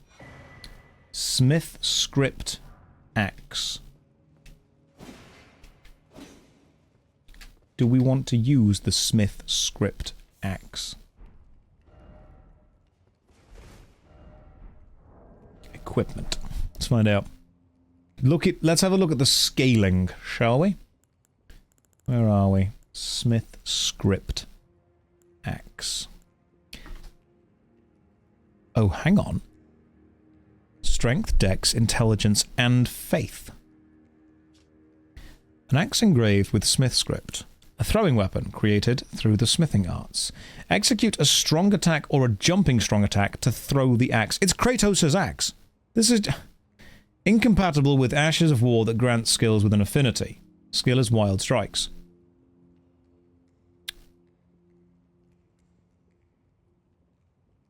Let's just... Okay. So we get a bit of that. It's just Kratos' axe. And we can change the Wild Strike skill to the Phantom Slash. Do we need to give this axe a little bit of a go? I think we might have to give the axe a little bit of a go. This is an actual good throwing weapon. I'm going to put the Reaper on for the time being now because we've got to get to the next site of grace. But hey, the point of the build is to allow us to use everything. Try east. In short, something incredible ahead. I mean, okay, I can try east, but does it mean jump down there? Or does it mean jump onto there? I bet it means jump on the pipe. There's nothing dangerous about this pipe. Nothing bad ever happened on a big pipe. Do we go that way? Or do we go that way? Looks like we can probably go both ways. Can we go in the pipe? No, you can't go in the pipe. That's not allowed. Try R2 when using Wild Strike. I didn't know you could. Let's go this way. Oh, there's another big boy. Okay. Hang on, did I see there were two big boys? Oh, for God's sake. Nothing. Haven't said you could fist. Oh, hang on, there's a little red gemstone there. Oh, don't... You cannot throw rocks at me. I'm gonna roll. Tactical roll. Oh, hell yeah. We got another Ancient Dragon Smithing Stone. And now we can jump back to the big pipe. Take that, giant. I stole your stone and then jumped away. Tactics. Tactics, my friend. Do not underestimate me. Which way? We could even jump down there. Friendship ahead. I love it. Hang on. Love. Ah, friendship. Oh, he was just stroking the lava. What if I were to kill the lava? Then he would have no friends left. Oh, that's, I see what you're doing. I see what's going on here. They were buddies once. If you want to be buddies again, I won't stand in your way. Does anyone know what that quote is from? It's a very specific TV show. Almost no one knows that quote.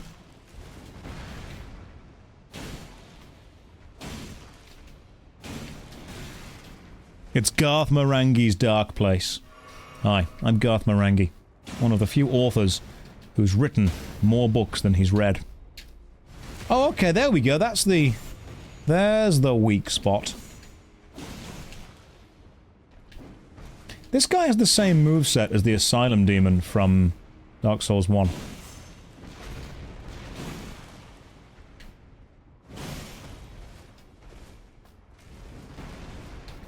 Oh, I forgot about his flaming hot lava friends.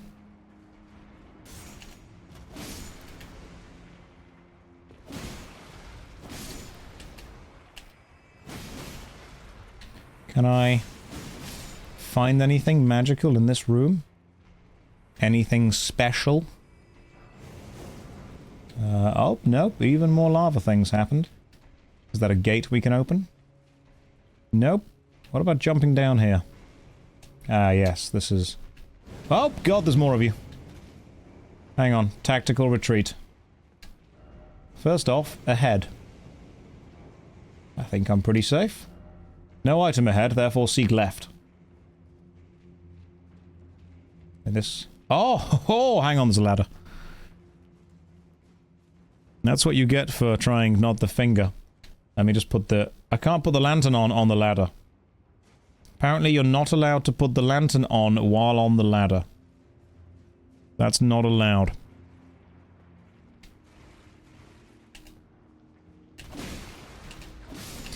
You've stumbled across some of my old vlogs. Thank you for leaving them online.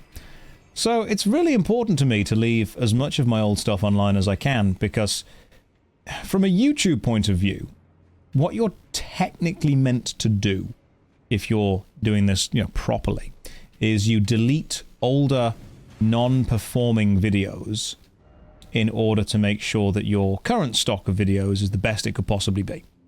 And when someone discovers your channel, they discover high-quality content throughout. Lots of YouTubers have followed this advice. Oh, the thing tilts. That's really clever. That is really smart. I love it. However, I didn't want to do that, because to me, a lot of people find my channel and they ask, hey, how'd you become a YouTuber? And the answer is trial and error. Lots of trial and lots of error over many years of doing stuff that you think might or might not work. So it was really important to me to leave all of my old stuff online, because I wanted people to be able to find it and say, oh, that's where he started and that's where he is now. So I leave all the vlogs online. I am going to die, by the way. Yeah, I leave all the vlogs online. I leave everything online. So when people find my stuff, they can go back and say, oh, look, that's where he started. That's the first choice we made. These were the mistakes I made. These are the things I think I can do better or do worse. We'll do it that way. It's interesting. It's nice for me to watch the journey as well, to be able to go back and see, you know, where we started, where we are now, all that kind of stuff. That's important for me too. So where does this get us to? This obviously gets us somewhere. I think it gets us here. Ah, campsite. Yes. Yes, everyone's dead. So now I will leave my old stuff online because... Is there anything I want to do different? You've got to give that cheesy answer of no, because everything I did taught me something. First off, friend.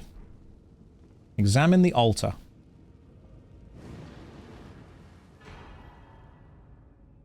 Telu the Golem Smith and an ancient dragon smithing stone. Interesting. We can now summon the golem and return to the entrance. I love the design of this so far. I would say that you've got to give that cheesy answer of no, because if I made a mistake and did something wrong, then I've learned from it, and I can now look back and go, hey, I'm really glad that I made that mistake, because now I can not make it. You learn more from failures than from successes, in general. I mean, I knew that I wanted to entertain. That's all I ever knew. I just wanted to entertain. So I think the first video I put it was like uncut 3 hours of me playing Dark Souls 3 badly, with a bad webcam, bad lighting, bad mic, bad internet connection. You shouldn't be a Twitch streamer or a YouTuber because you can. you should be it because you can't see yourself being anything else. Michael Caine said that about acting. He said, don't be an actor because you can. Be an actor because no matter what else you do, your passion is still wanting to be an actor. Yeah, since I was a kid, I wanted to entertain. That's all I wanted to do. I love video games and entertaining, and I always thought those two were at odds with each other. I always thought you can either do one or the other, and now I realize you can do both, which is a phenomenally interesting life. But the one thing that seems to have a through line with everyone, I was hosting the convention at the Timeless Gaming Convention, hosting the content creator panel, talking to other content creators. And the one thing that you do see with every content creator and everyone doing everything is just this unstoppable passion to do it. People often wait until all the stars align before they do stuff. Don't do that. Find something that you really enjoy and then go and do it because you enjoy it for the love of it, because you're going to be doing it for a heck of a long time. So you kind of need to enjoy it. If you do something because you think it's going to be successful or earn you money or, you know, be a financially independent thing, that's fine, but you will eventually grow to hate it. Do something that you love. I still love making YouTube videos. I still love Twitch streaming. Who let Visa, why are you here? Why are you not clipping stuff? Your old vlogs were insanely resonating and inspirational, displayed how far you've gotten. Yeah, I don't want to remove my old content because I want to show people that I tried and failed at so many things. I tried and failed at Let's Plays because the audience wasn't there for it. I tried. The 100 days of vlogging was a task I set myself to be able to commit to something for 100 days. Because have you ever met someone who's in the creative industry, or you yourself, if you want to be in the creative industry, and you've always said, oh, I'm such a perfectionist. I'm such a perfectionist. You know, I get bogged down in the minutiae. I'm such a perfectionist. No, stop. Terrible way to be. Because what you'll do is you'll end up spending an inordinate amount of time on a tiny little thing that doesn't matter. You very much need to drill it into yourself that there are things that are worth spending time on, and there are things that are worth saying, and I know it sounds horrible, but this is not perfect, but it is done. Perfection is the enemy of done. Perfect, you get it, Ras. Brilliant statement, I use it all the time. So one of the reasons that I made that 100 days of vlogging thing was when I uploaded the footage of the day, I was just using my phone. I was vlogging on my phone with a little selfie stick, and then I was loading it, editing it on a free piece of software and putting it on YouTube. And the reason I was doing that was because every single day I was unhappy with those videos. Every single day. I kept saying to myself, I need more time, I need more time, I need more time. Need to make this video better, need to make it better. And the lesson I was teaching myself was, you have a certain amount of time, prioritize what's important, forget what isn't, move on to the next project. You need to do that.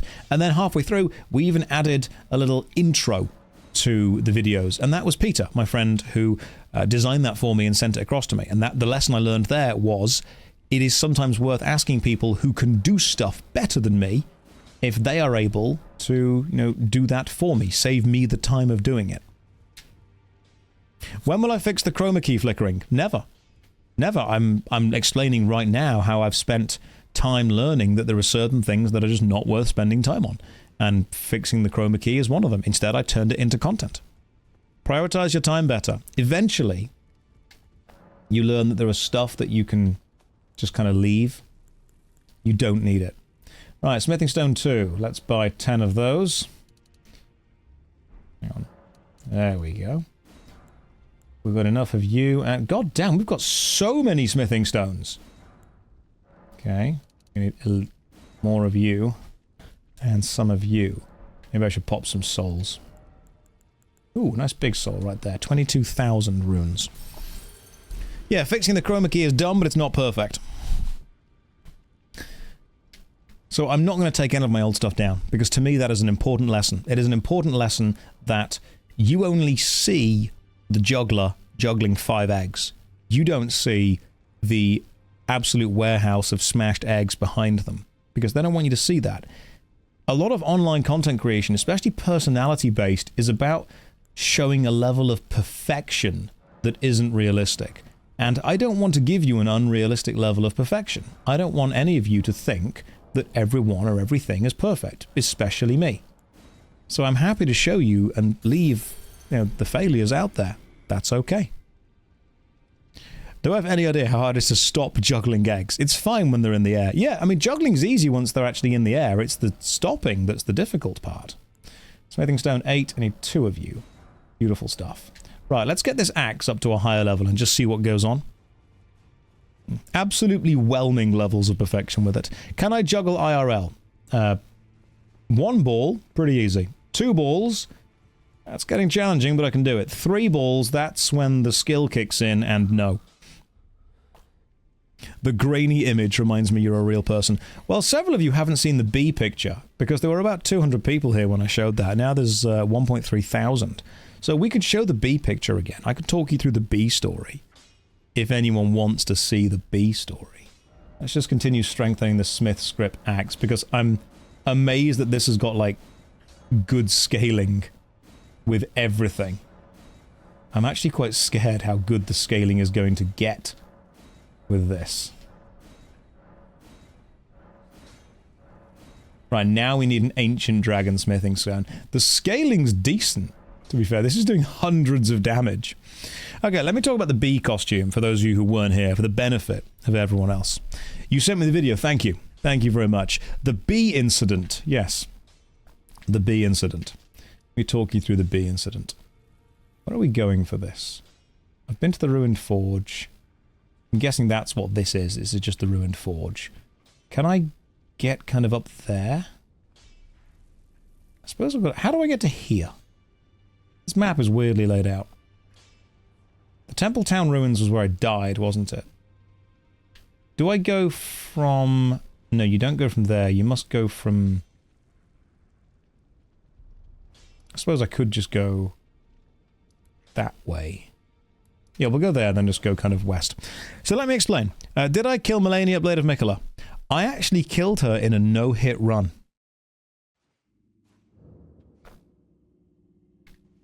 That's true. You can check. I legit, genuinely did kill him in a no-hit run. What happened was I summoned 2 people who were dressed as Oleg, and I didn't hit Melania at all. However, that was still technically a no-hit run. It didn't say it was Melania not hitting me. I said it was me not hitting her. And it was fine. It worked.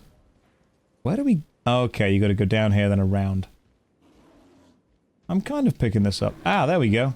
That's where I want to be. I see what... So the bee incident.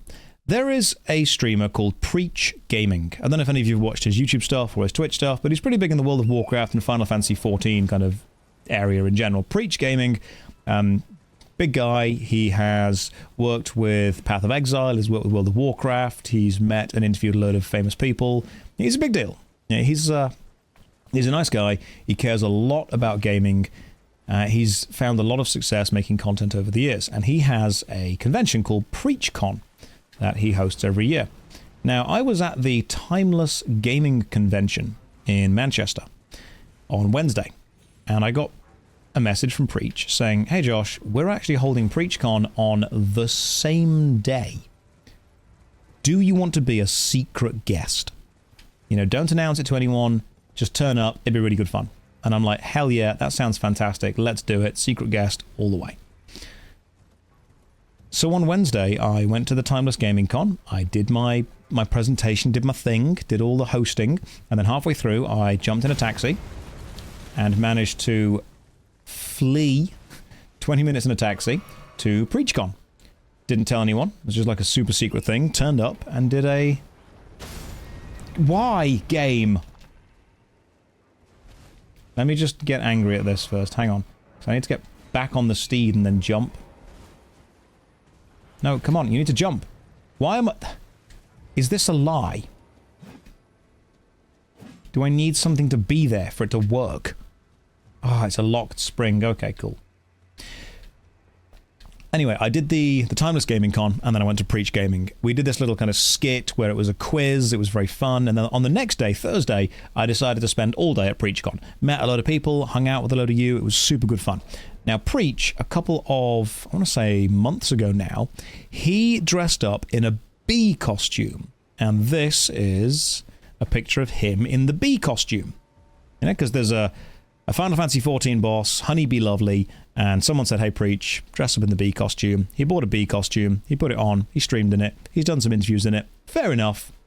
You know, he's a good guy. He's a good lad. He's happy to have a laugh. You know, one thing I will say about Preach is he will always, and this is a real sign of professionalism, he will always make himself the butt of the joke. He will never take the piss out of his guests. He will never use his guests or his friends or anyone on the show or any kind of special introduction. He will never make fun at their expense. He will create a funny situation where he is the one being laughed at, which is lovely. So, I heard that on Thursday there was a cosplay competition at his little Preachcon event.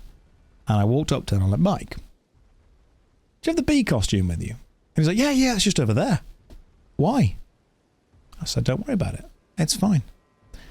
Cosplay contest started, and I kind of pulled a couple of guys aside. I'm like, yo, I'm not going to enter, but I am going to walk on stage at the end. Once everyone else has shown their costumes off, I'm just going to walk on stage as a little treat for Mike. And then we got that. As I found his exact bee costume fit me quite well.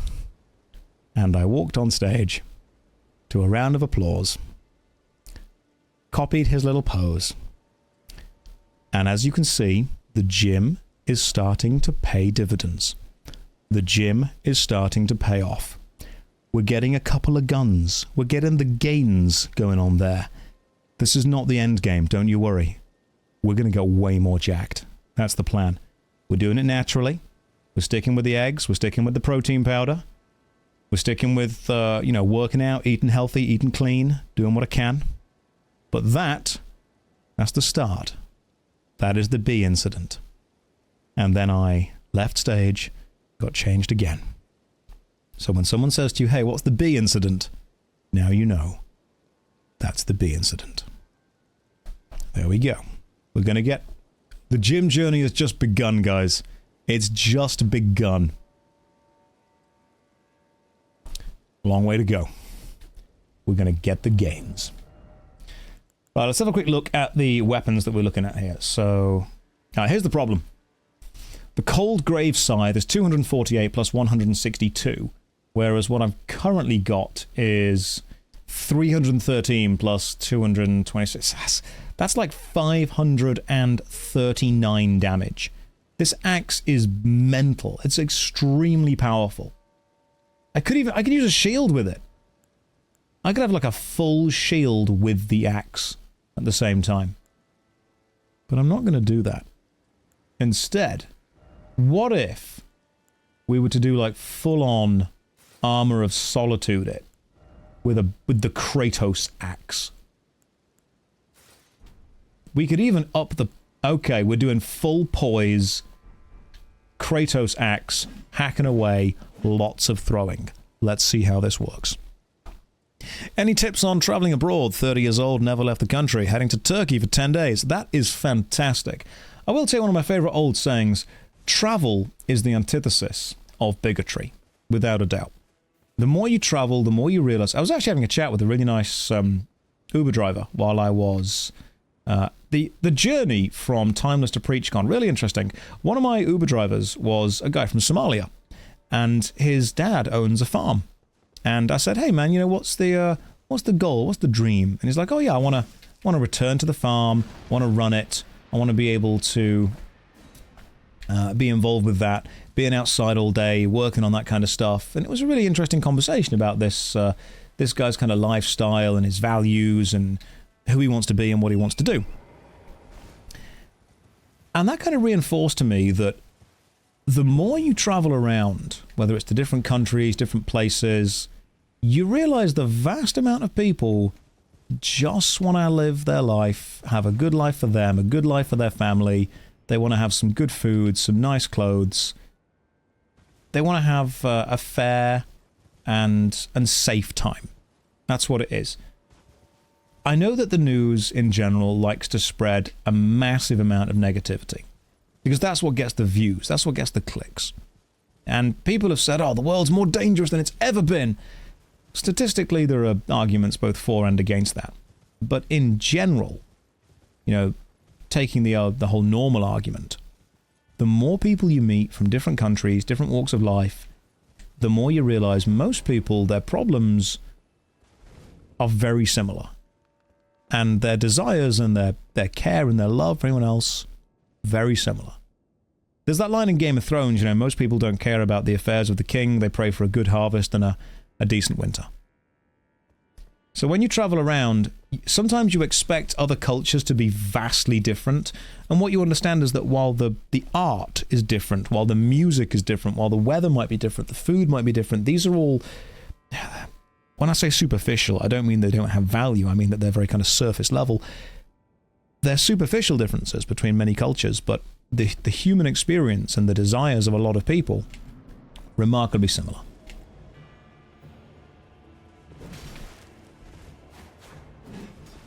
Okay, so we're doing Kratos axe mode with this, are we?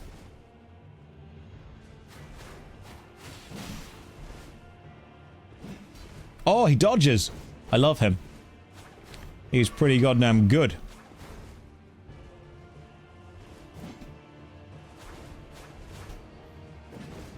Okay, so the throw isn't great with the axe. Oh, but when it does hit, it does at least stun. So that's nice. Okay, he's got a lot of health.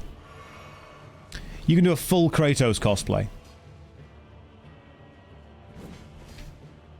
Maybe my job is now just jumping and throwing this axe. This is my new... This is the meta.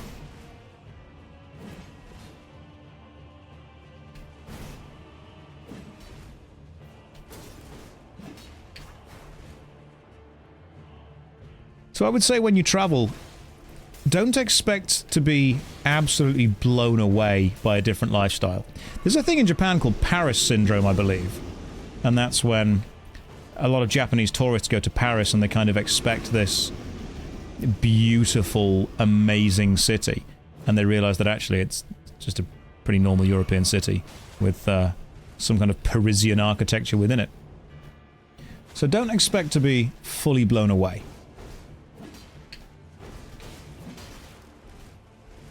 Meet the people, talk to them, be nice, be respectful. That's pretty much it, really. Traveling for 2.5 years. The cultural differences will dictate what's considered good. Oh, very much so. Very much so. I mean, some people think that a good life is where you've got an absolute ton of money. Other people think a good life is where you have family close by that you can chat to and hang out with.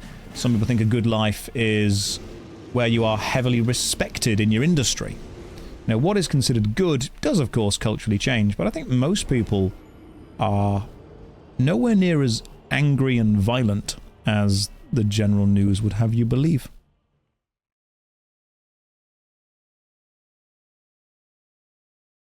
That guy got me.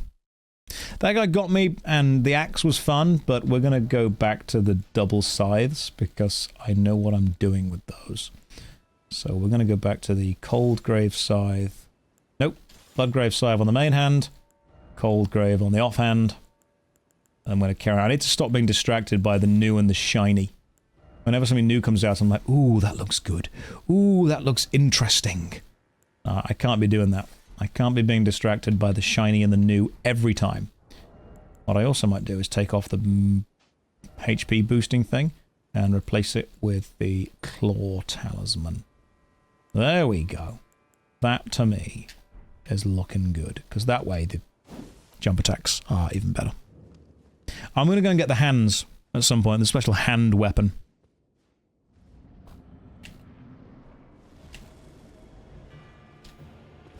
There we go. This is better.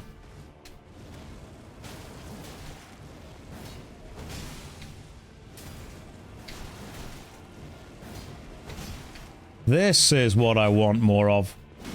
This is my build. The build is online now, guys. Did tell you the build was good when it works. Phantom Slash is an absolutely brutal attack, because you effectively get 4 chances at hitting.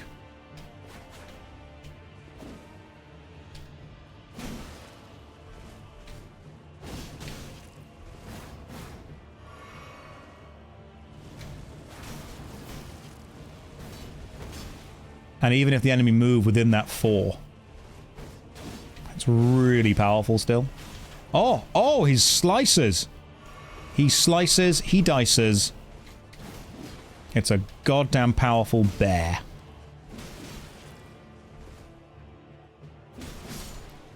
But nothing can stand up to the scythes. The phantom scythe attack, it sends a phantom out which hits, and then me which follows up. Ooh, red bear's claw, helm, armor, and is that where we're looking at getting the Kratos cosplay from? Well done. By the way, praise the message. Okay, can do. Praise the message, there you go. The bear claws! Oh good, I can finally cosplay as my persona. Where are the bear claws? Beast claw, one of the first weapons of its type, eh? Guessing when you double hand it. Oh, you jump forward. Oh my goodness, okay, that's... Oh, okay. There's a thing here. There's the possibility of some stuff. Is there anything else up here that I've missed? The base game has 2 more armors that are more Kratos. Okay. It's a thingy thing. That's what it is. But what is there up here that I've missed, if anything? Wear the armor. We'll have a look at the armor. We'll see what it's like. There it is. Iron rivet armor.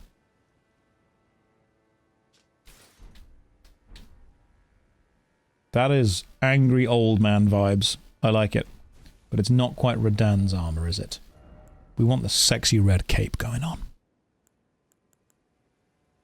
Where's the sexy red cape? See what the legs are like for the beast armor. Iron rivet greaves. They don't look bad. Even got the feet out. For free? God, I'm not even asking anything for that. Can't be giving feet away for free, guys. Come on. Read the text on the bear armor. Okay. Do you mean this text? I wish to be a bear. No more and no less. After killing the great red bear in a blood-soaked bout, he became fascinated by the untainted glory of its naked strength. Now you can all clip that. I have been informed with good authority that I am an otter. I don't know what that means, but I'm going to trust that you know what it means, and that it's correct. There we go. Maybe one day I will take my real position as bear, but for now, otter is the vibe. Right, how do I get these hands? I want to slap people around. Where do I get the magical punching hands? Apparently you get them from Castle Moor. But how does one get there?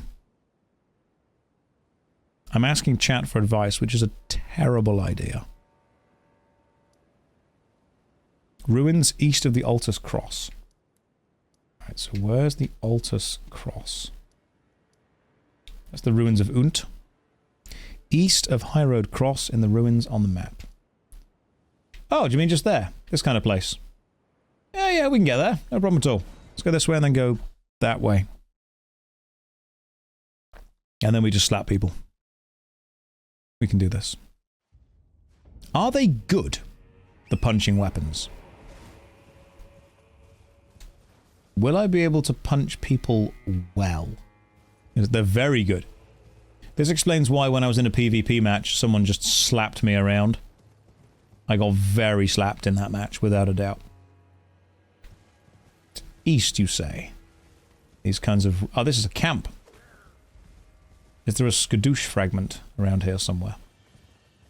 Let's look for one. They can stun lock. That works for me. Let's see what's going on here, shall we? There's your fragment. Ah, catch me, nerds. Pro tip. You can't.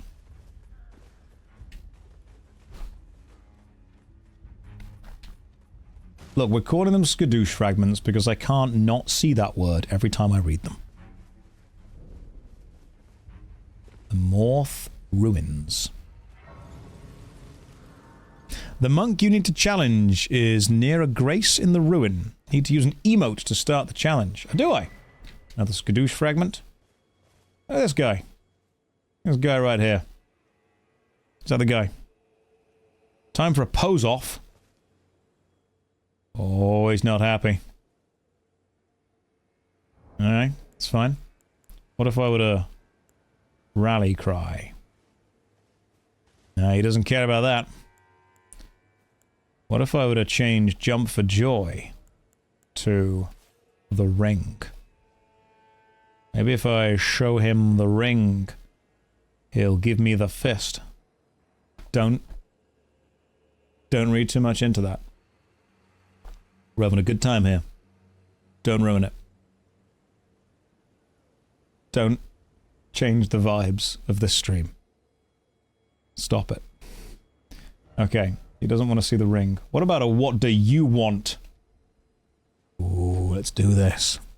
Hey Josh, if you could have any Elden Ring weapon to display on your bedroom wall, which weapon would you choose and why? I'd probably choose the Giant's Hammer, because I'm really curious about the structural integrity of my bedroom wall. And I think that will be an interesting insurance claim. You did what, Mr. Hayes? I hung a 2-ton rock hammer on the wall using command strips. And they're like, oh, that's the kind of one that you should have probably, screwed into the wall. It's the kind of thing. What pose do I need to do to get this guy to fight me? Fine. We don't do what do you want. Prayer. Dejection. You've got to do may the best win. Do I even have that? Oh, I do! Let's see what happens. Oh. Oh, okay. Now he's involved. I like that. Oof, goodness me, he's angry.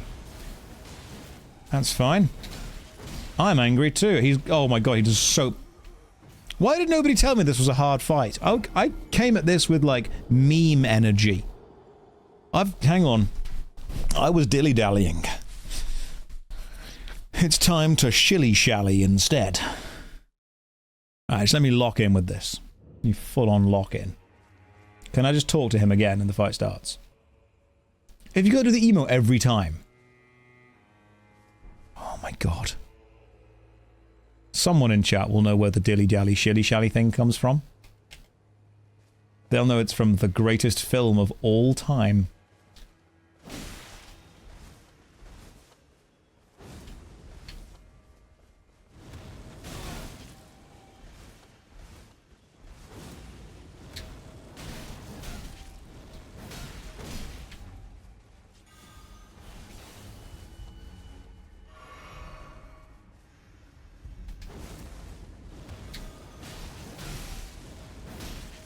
The bleed triggered. Sit down, son. It's from Advent Children. Advent Children is without a doubt one of the films ever. You told me that was a difficult fight. Very little is difficult when you've got these scythes and Phantom Slash. They're broken powerful, without a doubt. They're really, really damn good. Alright, give me your fists. The Dryleaf Arts and Dane's Hat. Interesting. Carved words. I abandon here the flesh of my body. Yeah, it's all... Are there different fists? Are there other fist weapons? There is an upgraded version. I see. See, that's fist and that's hand-to-hand, so it's obviously different. Where does one get the upgraded? There is footwork, which is better. Is this just Hitmonlee and Hitmonchan? As a service, if I write something silly, something meant for chat and not to read out loud, you tag it with unreadable. No, I'm going to read more in that case. It's near the end of the DLC. Okay, cool. Right, so end of the DLC, we do the thing. I need to, very briefly, return In fact, I could probably do it here. I want to put a different Ash of War on my blood grave scythe. It needs to be another cold grave scythe. That's the Great Knight's great sword. Yep, apply cold. Right, so we've got 2 cold grave scythes, blood and frost build up. Way more damage across the board. Oh, I can actually use the things I've been finding as well. So let's go with Shadow Realm Blessing. Skadoosh. And that's good. We're all fine. I think the jump R2 is a kick anyway. Oh, you think? Okay. Look at these guys over here. How quickly can I take them all down?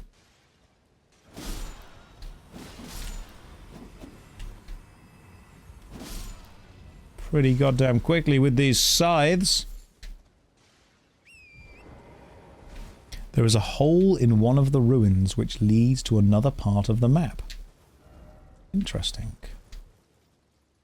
Can we go in here? Oh! Hello there. Sorry. Let's see what's down here. Be wary of jumping. Item ahead. Wow, this is... Okay, this is very cool. Shattered Stone Talisman. What does the Shattered Stone Talisman do? Raises potency of kicking and stomping. Okay, so I suppose that applies to the dude we've just killed. Try here. Can you survive this fall?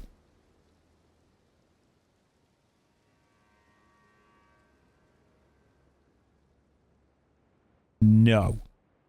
Don't risk it. No, yes, probably not. It's got 12 appraisals. I don't think it'd lie to me. It lied to me.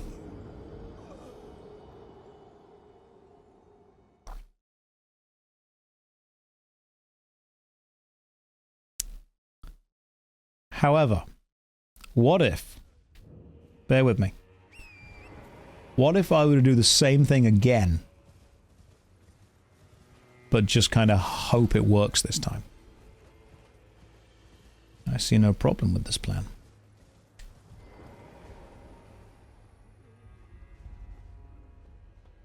Like, what if... What if instead... Well, would you look at that? What a beautiful moment. We all gave it a little looky-loo. And we succeeded. Oh good, there's enemies here. I mean... There were enemies here. Ah, they're firing crescents at me. They're dead. Didn't expect incantation. Golden arcs. Oh, that was the attack they just used. Okay, so you can now use the attack that they just used. I don't need it, but it's cool to have, I suppose. Can we survive this fall? Easy peasy. Didn't expect tarnished, you say? Is this the other part of the map that you guys were telling me I had to get to? Because that looks like it's not the right way. This looks like it is the right way. Nothing bad ever happened in a creepy old cave. Secret tunnel. It is a secret tunnel, that's true. Love me a good secret tunnel. With a secret ladder.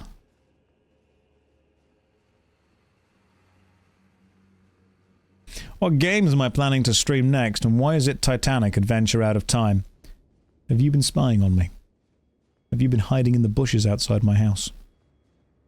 This is a long ladder. This is a long-ass ladder, guys. We appreciating it? Have we appreciated it correctly? Did we appreciate the... I don't think we did.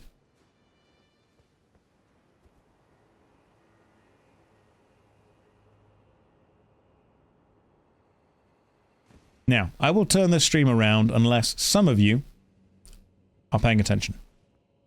All of you. Don't pass notes at the back. Pay attention. Here we go. Some of you aren't listening. Some of you are messing around. Stop playing that little squares game in your notebooks. Don't do it. Here we go. Right, you know what? It's a bathroom break time. If you need a wee, go now. You've got until I've got up and down this ladder twice. We've already started. Go quickly. This is the first one. I'm not going to slide down, I'm going to climb down. This is your bathroom break. Other Twitch streamers play ads. No, no. We do the ladder. Can we make it 4? I need to go and buy milk. No. Decide which one you want the most. I'm going back down. Mr. Josh, I forgot my hall pass. Mr. Hayes, and you can go to the principal and get a spare one for the day. Can I eat my crackers? No, you can't. You can't eat in class. We all know this. You were meant to ignore the ladder, not join them.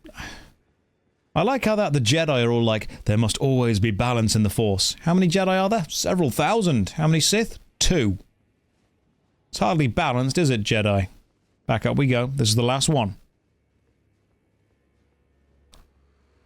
It is hard to pay attention when all you can think about is Toonami after school. After school, to me, had 3 very distinct classes. You had Toonami, Cartoon Network, and BBC 2 that had cool cartoons on.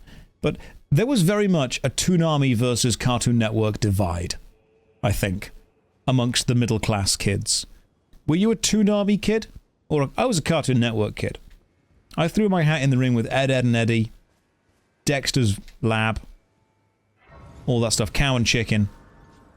And I look back on it now and realise there was absolutely insane amounts of stuff. Just insane things.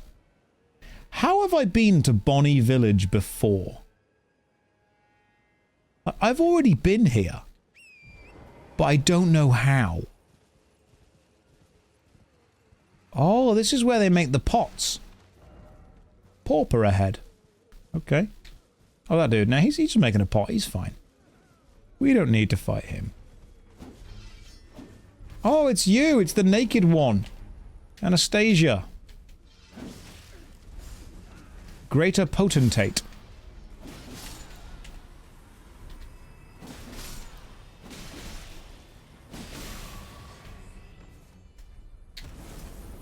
I've got the wrong thing on.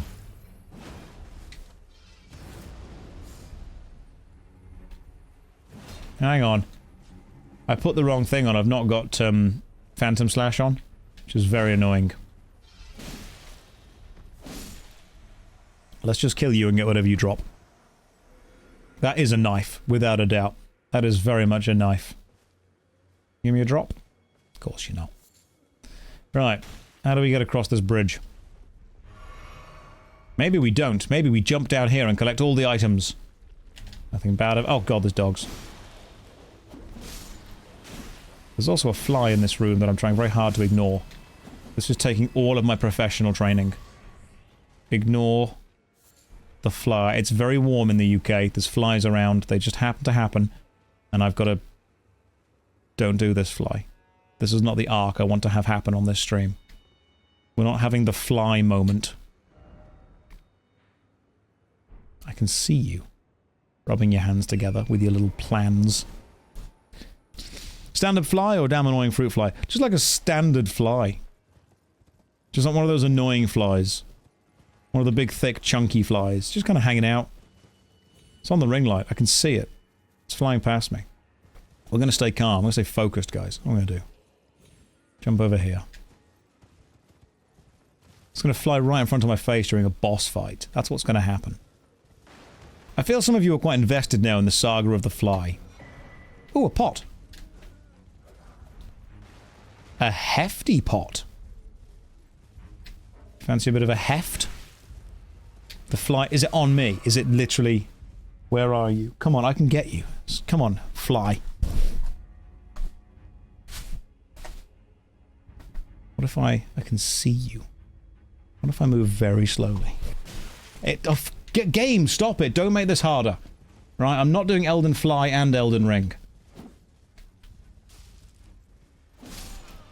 I'm taking on one enemy at a time, and it's not being all of you. That was a lot of stuff that dropped. Who is hitting me? I need to get... Hang on, let me get to a grace. Man versus fly. This is the plot of The Fly. This is like that Breaking Bad episode where there was a fly. Okay, apparently the horse can't jump across both things. Now we know that.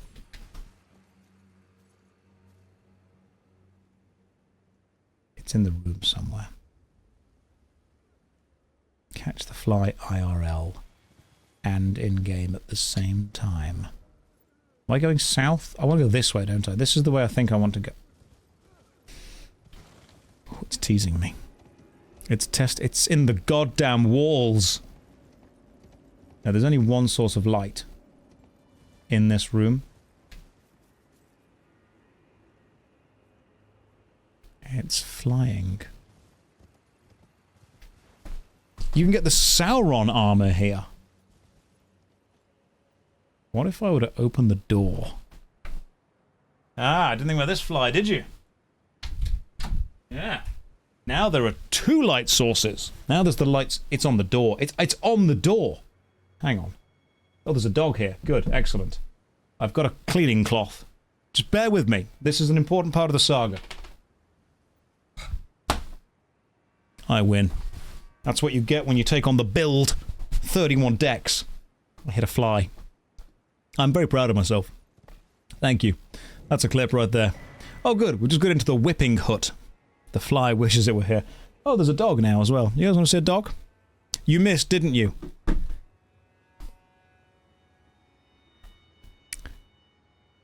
I didn't miss. What I did was I sent a message to that fly.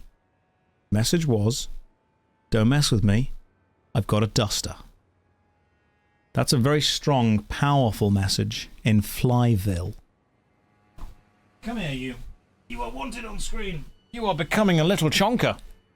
You are becoming a heckin' chonkaroo. Someone told me a few days ago that one of the things that people hate about millennials, and I'm a proud millennial, obviously, is the way that we refer to dogs as so many different things.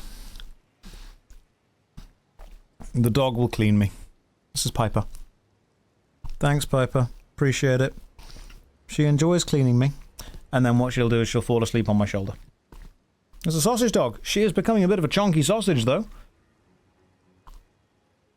Everyone... Is it a thing? If anyone is Gen Z in this chat, first of all, welcome. And then, is there a thing where, like, you guys hate millennials because we keep saying things like a heckin' pupperino? Or a little chonker? Or a borker? Is there a thing? You good there, Piper? Are we good? Nope, more cleaning is required. This is the stream now, guys. Just bear with me. Just bear with me for a bit. This is fine. Like Bork. Piper, you good? No, we're carrying on, are we? Why can't you catch flies? You don't even pay rent. What do you do? You wake up. You bark at me until I feed you. You lick me. And then you just kind of fall asleep. You clean. That's what you do. She clean.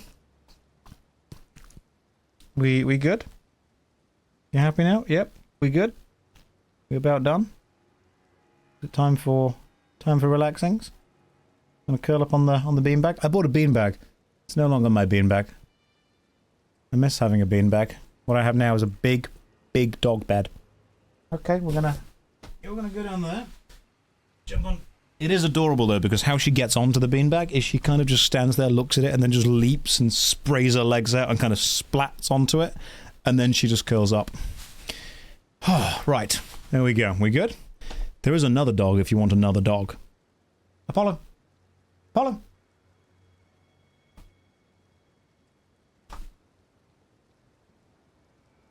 Oh, you are a much bigger dog. You are a much bigger, fluffier dog. Apollo is a Japanese Spitz. He is made of fluff. Wave. He puts up with a lot of crap. But he's pretty happy most of the time. Especially when he's being fed. Or petted. He doesn't do as many licks, but occasionally there'll be a little lick. What are you up to? Can you smell the cup of tea that I had earlier? Is that what you want? Okay. I will let you go and get some food downstairs. Then he'll just go and do his little food thing. When I was at the... In fact, whenever I'm out, ever, he just kind of falls asleep on the bed. So many dogs. Yeah. They look like dogs a British person would own. He is a classic Borker, without a doubt. Right, tooth whip. Should we be using a tooth whip? It's got innate poison. Whip bestrewn with rotting, misshapen teeth, filthy and seething with disease. The teeth are embedded in the whip, and dose the victim with deadly poison upon each strike. As the wounds ripen, they grow inflamed and ooze pus. The flesh of shamans was said to meld harmoniously with others. Unique skill. Painful strike. Nice. Okay, cool. Reduces the rate at which stamina recovers. Nice. I quite like it. I'm not going to use it, but I do quite like it. I am, however, going to change around my... Oh, I need... How do I change around... That's what I need to do. I need to go and rest at a site of grace. Let me find a site of grace. Because I need to rest and change around the ashes of war that are on these scythes. Throw it in the bin. Yeah, painful strike, as opposed to like loving strike. Caressing strike. In many ways, intimate strike. That's what they expect. Right, here we go. Ash of War. Ashes of War. I don't want... I want that one, but I want... Where's the thing? Phantom Slash with Cold. Cold Graveside with Phantom Slash. That works. And then we make sure that I've got the correct one equipped. There. Switch those around. And... Alright, cool, we're good. We're good. Here we go. No, the dogs are great. They're pretty cool. I mean, they eat my food and don't pay rent, but in general, they're cool to hang out with. You know? What's up, Apollo? You're just staring. So Apollo has a super cute thing where his tail wags whenever I look at him. Like, if I look away, I can see that it's not moving. But I look at him, and it just starts wagging in the back. It's a really cute thing. I am on the way to the best ladder in the DLC. You can't set expectations that high. You just can't. Those are very high. Why is that? Why? Why is there a wolf here? Yeah. Take that, wolf. Heckin' Paparino. Yeah, Apollo is... He has very noticed me senpai energy. He does. When I was at the convention, someone described me as having golden retriever energy, which I can kind of get on board with. I understand that. I can see where you're coming from with that. Like, if any of you have seen BoJack Horseman, I think I very much channel Mr. Peanut Butter. Occasionally. Let's jump this way, out of the way of the giant flaming skibbity toilet. It cannot get me up here. I am safe. Oh, they hope!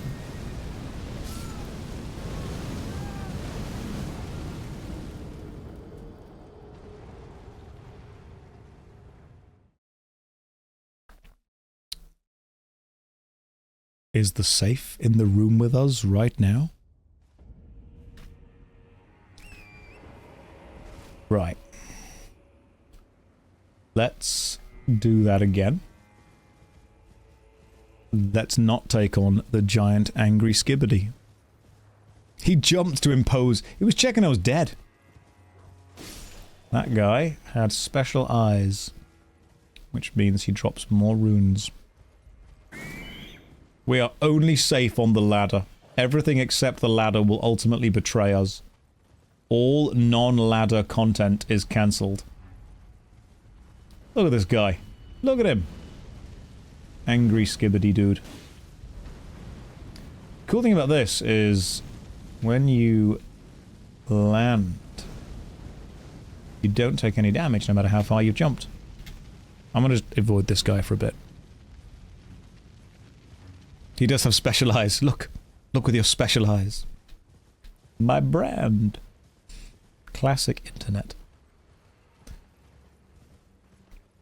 Anyone watch the latest trailer for Dragon Age, The Veil Guard? I'm kind of... I'm really jaded with cinematic trailers, because a gameplay trailer, like a game reveal trailer, okay, I get it. I get what you're doing. You're showing me the game. A cinematic trailer is very clearly not showing me the game. So what it should be is kind of a vibe. You're not trying to show me the game. I get that. You get that. So instead, what you're trying to show me is a mini film. You're trying to show me a film to get me hyped. Most cinematic trailers don't seem to understand this, and they just make a really boring semi-film version of the game featuring a choreographed fight scene with... well, that's kind of it. Just a choreographed fight scene. That's what they make. And as much as I dislike World of Warcraft, Blizzard make really good trailers. Like the Blizzard trailer... one of the... why is the music doing that? It's like doing a plinky plonky thing. What I dislike about the Blizzard trailers for most games is how good they are. And it's kind of jaded my view of other cinematic trailers. The cinematic trailer for Diablo 4 was brilliant. Like, it's really good. And unfortunately, it's so damn good that whenever any other game brings out a cinematic trailer, I immediately compare it to any of the works by Blizzard. And it never holds up.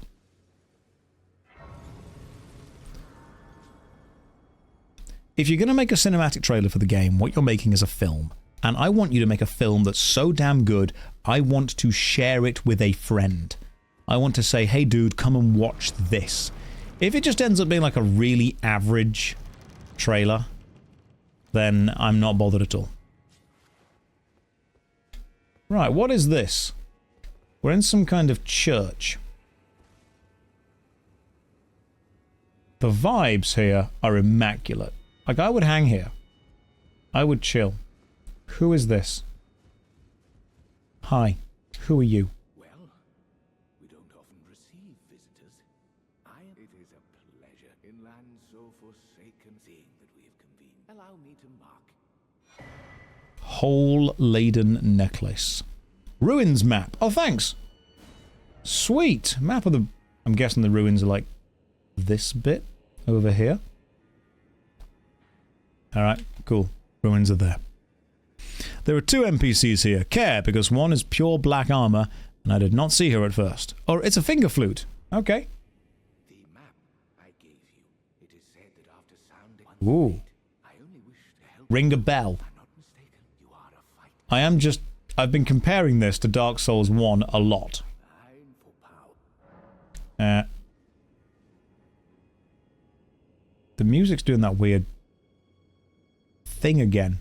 There's like a little bit of a cool beat in the background. Kind of getting into it. I'm vibing with it. Right, you said there's someone in all black armor here. Do we get to talk to her? Do we get to fight her? Elden Rave. Get on with that. Where is the all black armor girl? Someone said I was getting close to where I can get the Sauron armor from. Is there like a Sauron-styled armor set? Stop asking questions, start Eldening the Ring. I will ask as many questions as I want to find all the answers I need to make the ringing of the Elden the best it could be. An NPC in here wears it. Okay. That's a lot of cages. Nobody needs that. That's too many cages. Nobody needs that many. Is she, like, hiding?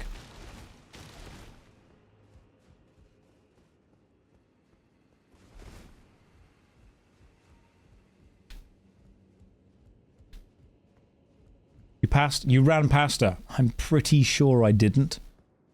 Alright, I'm very observant. However, I will go back.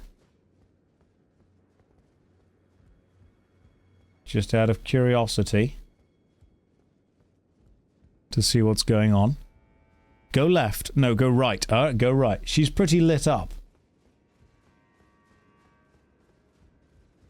I mean, the only lit up place is kind of like here.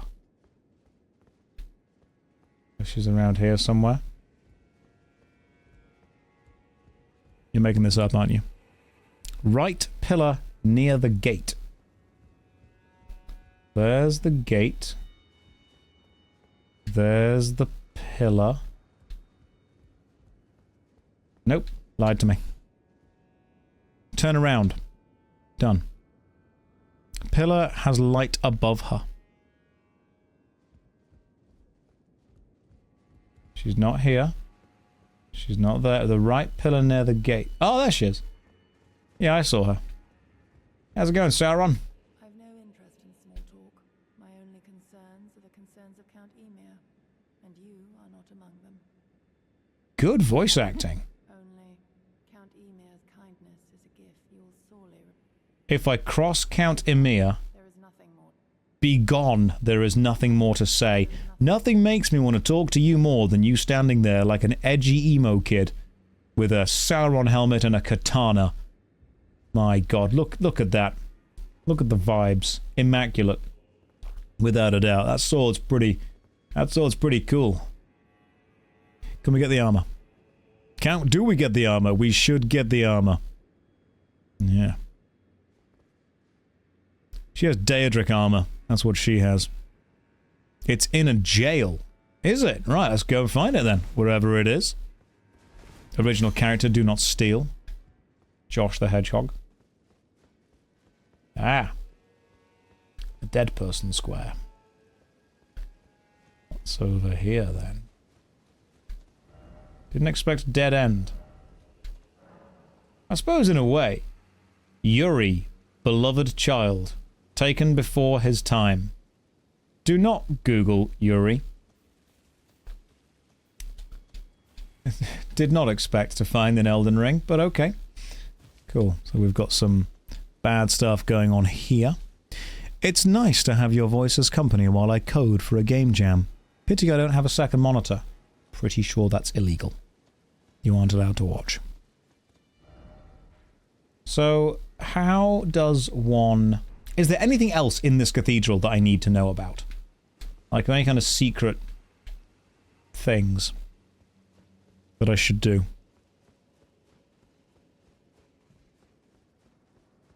Nothing for now. Nothing for now. Bonnie Village to the right. Yep, that one's just there. Bridge leading to the village. I feel that I've got to go north from here. I don't know what is north, but I feel that I should go north. What is my take on the Stop Killing Games initiative? I think it's great. I think it's fantastic. I think Ross is doing a really good job, and we absolutely should be able... There was a thing where... who was it that was against it? Was it Thor? He was like, oh, if you keep doing this, you know, you'll kill live service games forever. And I'm thinking... I'm already on board, mate. You don't need to sell it to me anymore. You've got my vote. This just seems like a little cherry on top. If this passes, there'll be no more live service games. Stop. You know, I can only be convinced so much. The idea, essentially, is... If a company are going to make a video game, many people are going to love that video game. And in the future, that company might not be able to maintain support for people to enjoy the video game.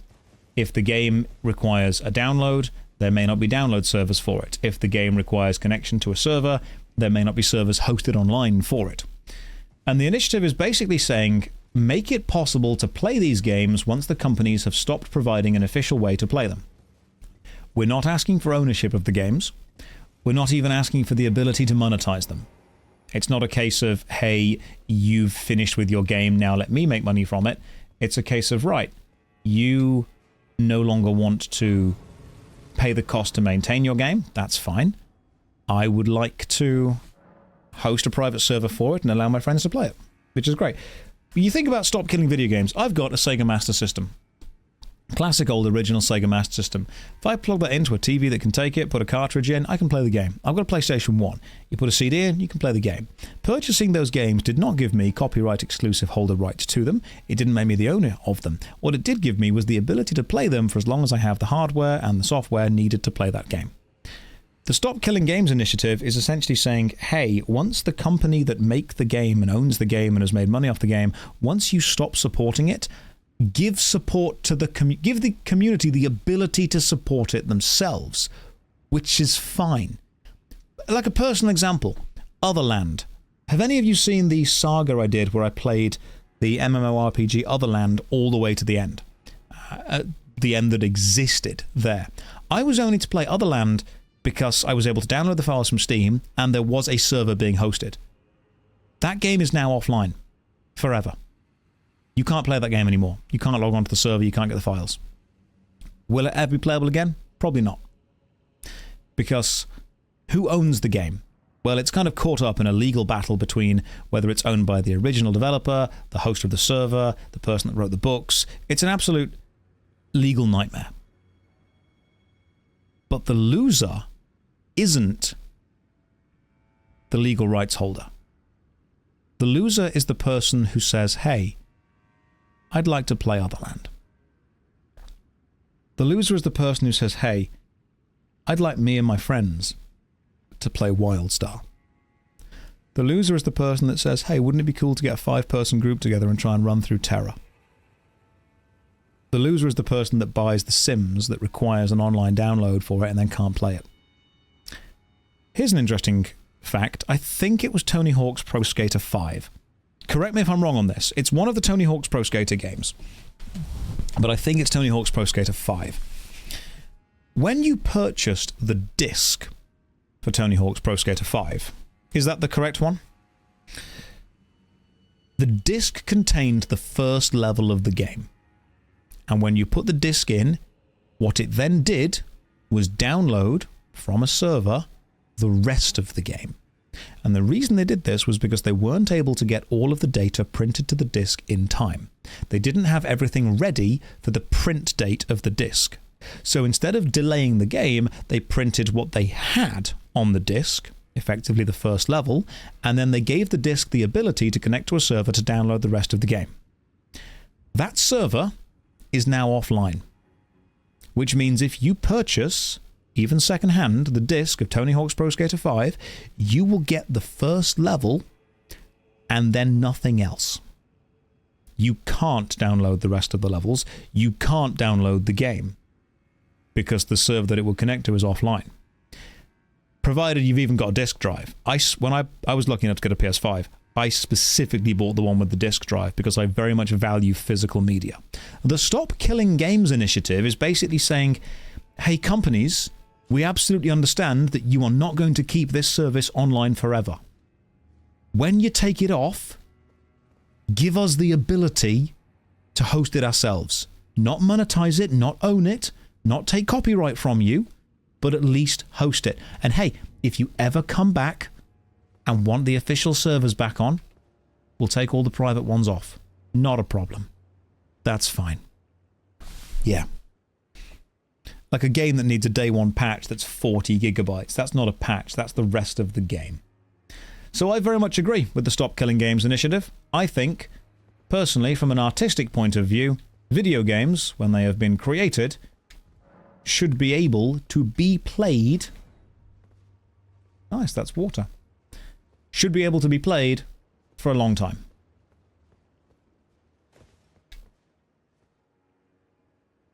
And now it's evolved into we only put on Epic Steam Hook. Yeah, pretty much. You download it from there. I mean, I've got Morrowind on disk. If I stick a Morrowind disk into a computer and install it, I get Morrowind. What happened with Warcraft 3, Reign of Chaos?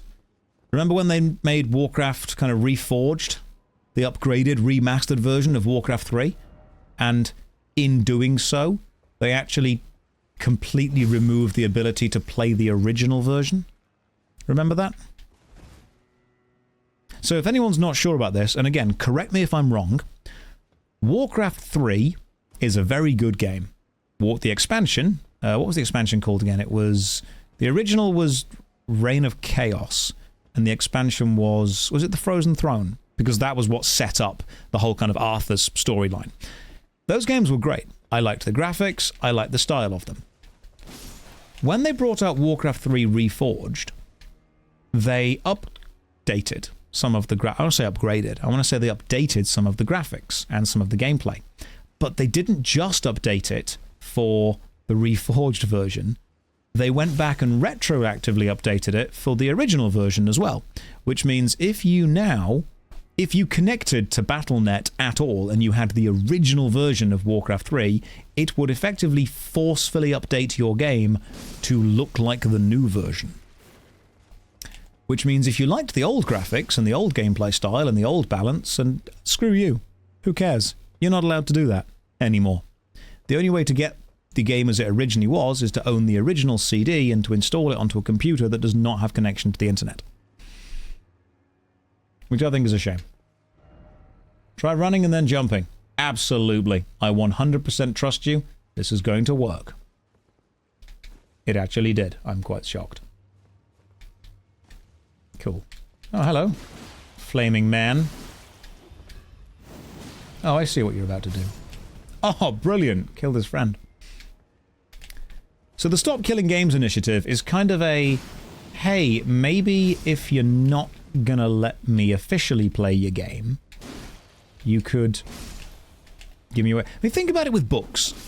Imagine if you went to a library and purchased a book, or you went to a shop and purchased a book, or a library and borrowed a book, and then 3 or 4 years down the line, the publisher of said book stopped printing it. And what they then did was go around and collect every version of that book and take it away, saying, hey, you can't read this anymore because we're no longer making money actively off it.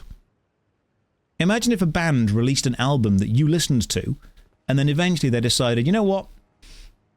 We don't really want people listening to that album anymore, so they took it away from you.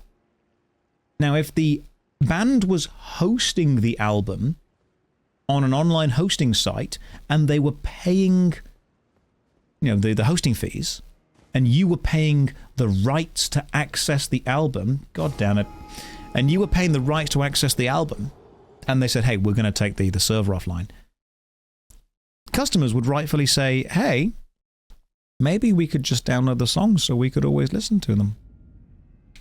And then the company went, nope, no, you can't do that. That's not allowed. Because the executives aren't making money off it anymore. If I had, there's a famous saying, if I had longer, I would have written a shorter letter. That's because if you want to write a concise, focused thing, it makes sense to work out what you're going to say in a concise and focused way. So my thoughts on the initiative right now are neither concise nor focused. It's more of a stream of thought, a stream of consciousness. So I'm sure I'll be saying things that many people will disagree with. I'll probably say things that I myself will disagree with when I go back and listen to this back. But in general, I think we should be able to find a way that we can access games even when their official servers go offline. I hate this game so much. If you paid for access, you must have access. Everything else is nonsensical. That's the argument as games as a service. Games as a service. Remember when they tried to do it with DVDs, when they had that thing where you could watch a DVD like 5 times and then it would implode? That was, I swear to God, that was a thing. There was a thing, there was an initiative for a while where they printed DVDs that had a built-in play limit on them. Because the companies thought, hey, you're not buying the rights to this film, you're buying viewing rights 5 times, and that's it. And that didn't take off, because that does not serve anything other than corporate greed. And this whole, you know, you can't play the game because the servers are offline, that's just corporate greed. That's all it is. There is nothing of any benefit for the gamer there. And I will very much be in favour of gamers because I am one. Who is this thing and why are they so tough? Oh, this is that stupid spell people have been using in PvP against me.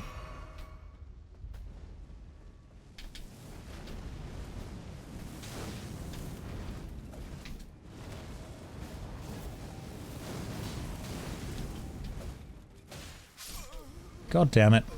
Okay, I'll kill that guy in a second. Oh, you got old Dead Space game on CD after 3 installations. Yeah, there was a thing with install games as well. There were a couple of games that actually said, after you've installed this X number of times, you can no longer install it. Like, you had the data on the disc. It's a physical disc that said this disc may only be installed X amount of times. So, if you had a computer and it broke and you bought another one and then you borrowed another one and lent the game to a friend, they were like, nope, nope, no, you've installed this too many times. Too many installs. You can't do that anymore. Tell me who this serves apart from corporate greed. Seriously. No one. It serves no one apart from corporate greed. That's literally it. And that's why I hate it.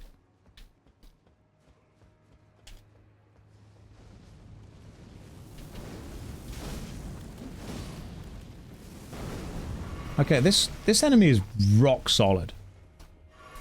That frickin' fireball thing.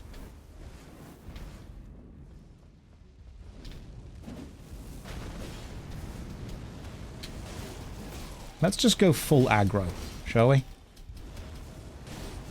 Okay, full aggro works really well, apparently. Didn't drop anything, though. Anyone who complained that gamers no longer own the games they buy are okay with the game end of life. Yeah, I think that if a game has an end of life planned for its official support, that's okay. And then let us unofficially support it. Oh, thank you for the tip. That's remarkably kind of you. What just happened? A tree just fell down because of...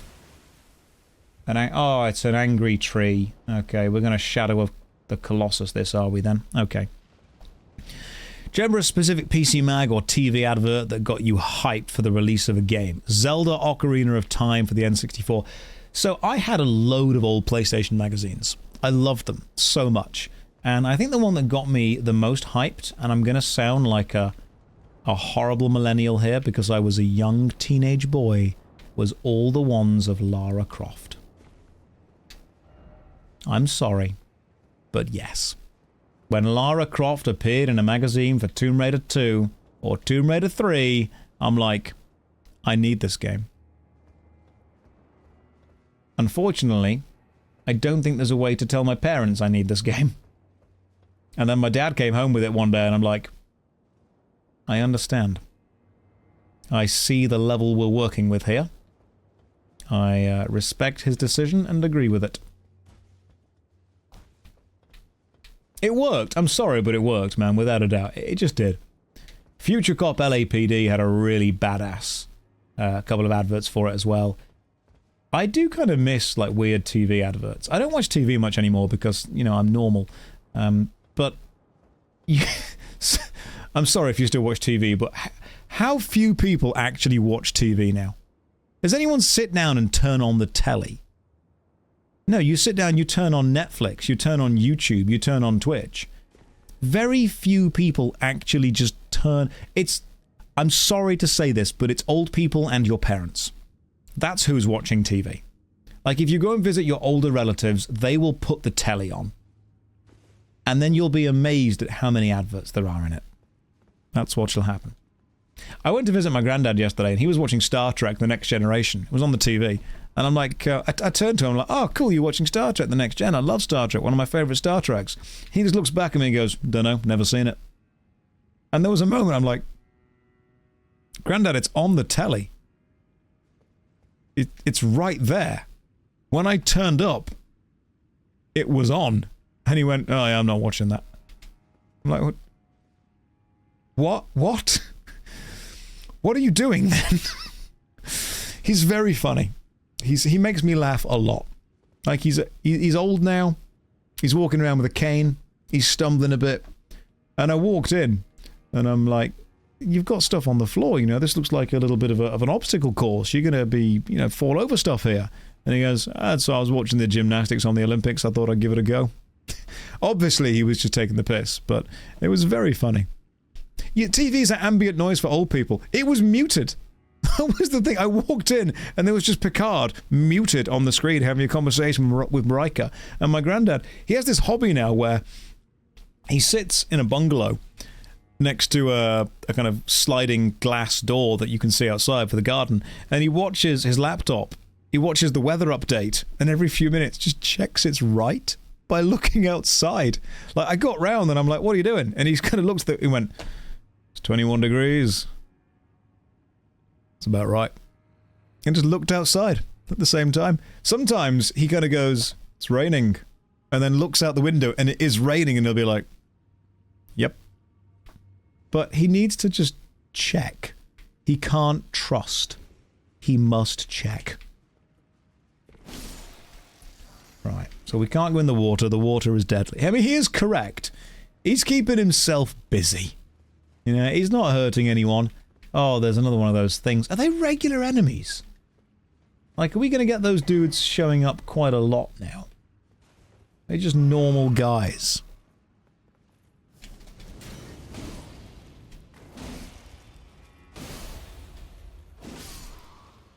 Okay, so these dudes are just normal guys, and we're gonna get them a lot now.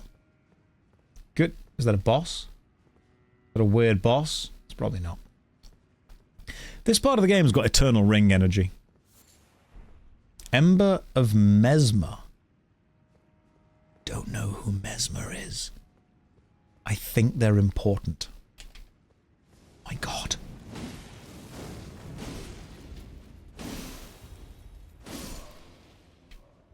I've heard the name Mesmer. Be wary of death. Dungerhead. There's an item just there, though. I want the item. I bet if I jump in, I die. I'm not going to jump in yet. All hail the double jump sickle slash. This is the only thing you need to finish the game. This is all you need. The good old double jump sickle slash. With Phantom Slash occasionally thrown in, you know, as a bit of a treat. For good measure. This place also reminds me of Anor Londo from DS1, and the reason for that is running up the buttress to the roof. I was thinking that. As soon as we got the buttress bit, I'm like, I see where we're going with that. I see what's happening. Bit of Anor Londo. This is a long... This is a good lift. That was a... Is that...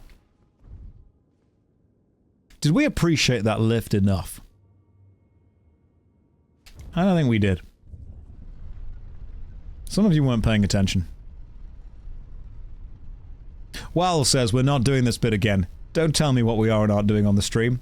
You have no power here. You can't stop this happening. We are doing this bit again. It's happening again. Get ready. Don't say please no. You know exactly what you signed up to when you came to this stream. Exactly. It's a pretty smooth lift, without a doubt. Can you get rid of the water in this area? Just out of wonder. And then can you come back when there's no water? Right, so you get rid of the water, and that's when you jump in and get the item. Okay, get ready for the lift. Here we go. No weapons for this, just...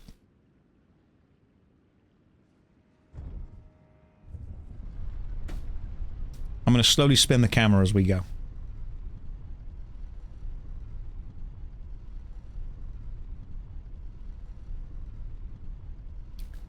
So, I know this is meant to be dramatic, but it almost feels like I'm watching a microwave.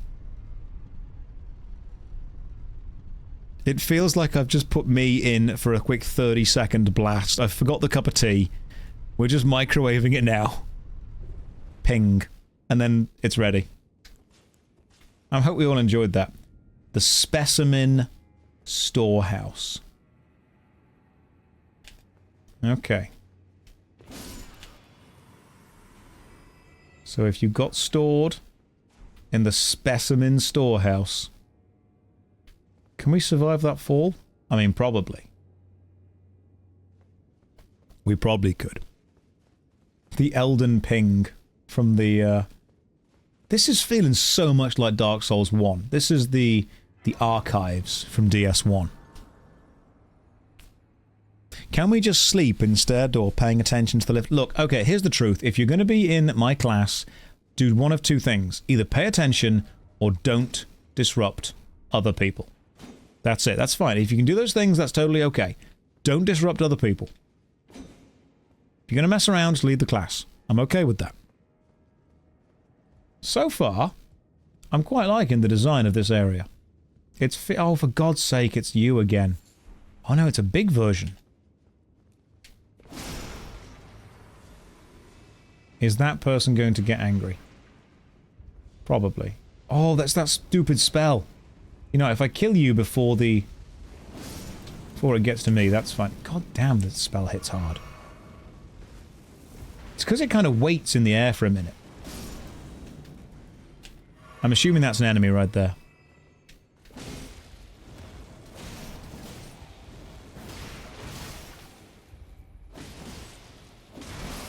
Sit down, you.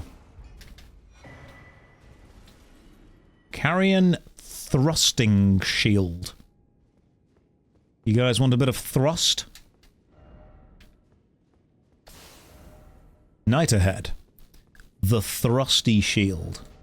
Well, we are called Thrusty Cheese. That's literally our name. Equipment. Does the thrusting shield count as a weapon or a shield?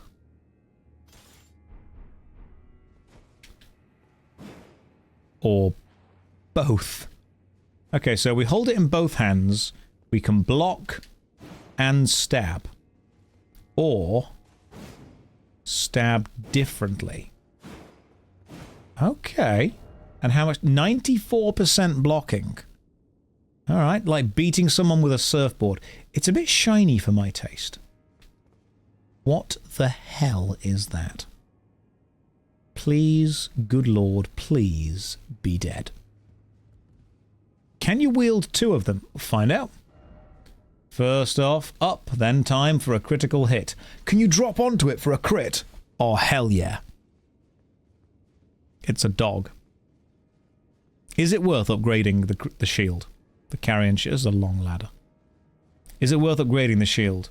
Oh! That's not what you expect to see in the morning. When you wake up, you pop upstairs, the good old bound man. I mean, it's some good binding. We can admire the chain work without a doubt. Right. Good stuff there going on. Well, that's one hell of a stretch. Hands out. That'd be good for your mobility. Hopefully no more surprises like that. Can you backstab with a shield? No, apparently you can't. Alright, cool. So we maybe don't use the shield to take on the incredibly powerful Flame Knights. You can block and thrust at the same time. It's quite cheesy. That's okay, we'll... Oh, like that. Oh, the crab walk. Are we just crab walking this now? Is that...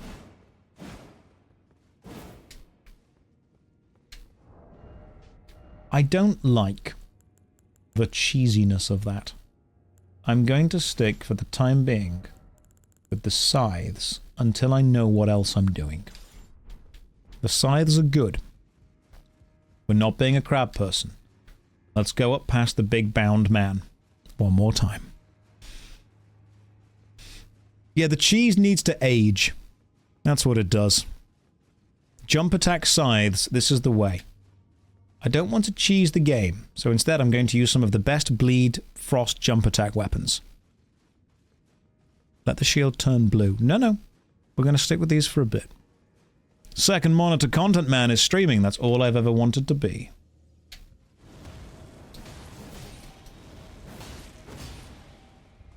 Easy peasy. Elden Ring, oh Elden Ring. Yep, thanks. Good job, game. Yeah, that'll teach you to sit there calmly and read books. What you get for being a book nerd.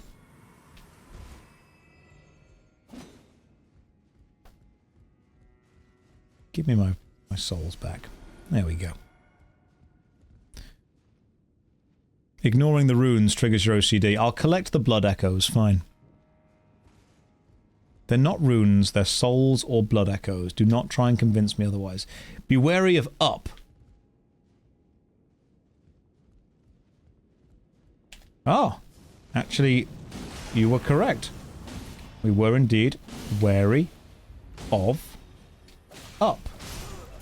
I was not wary enough. There was not enough wear going on. You're watching and playing Elden Ring at the same time, as you should do. Be warier. Underwearied, that's what it was. There was an underwhelming amount of wary going on.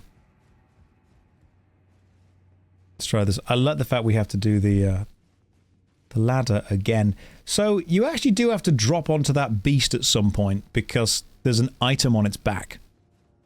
So we're going to have to get there. At some point. I don't know how. But at some point we're dropping...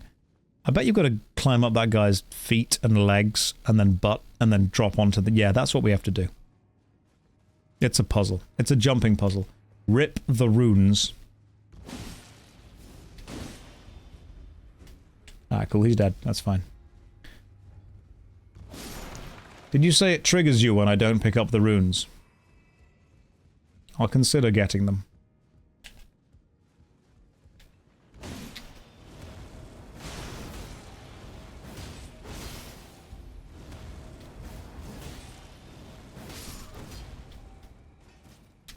Right, the fire coil.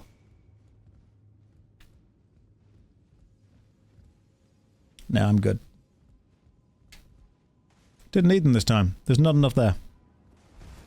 There's an important NPC quest in here. I'm not doing any of the quests in this DLC.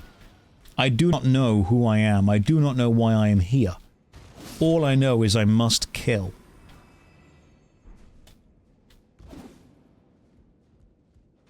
This whole thing is just me being violent. The fire serpent. Oh, that's that stupid little attack they've been using against me. Oh, hang on. But we can go down here.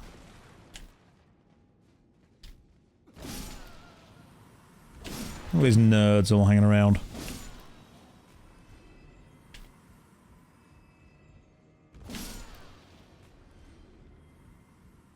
Ah, yeah, there we go. That'll do ya. There's the jumping puzzle. And then we probably can survive this. Of course we can. These things are definitely dead. Oh, thank God. Can you imagine if they weren't? I'd have been in trouble. Jump this way. And then, oh, stack of books to allow us to walk down. Maybe back up if we need to go back up later. We need to get round to... Do we jump onto the horse? Maybe we fall onto the horse. And then use that. Let's run and see what happens. Excellent. I am parkour.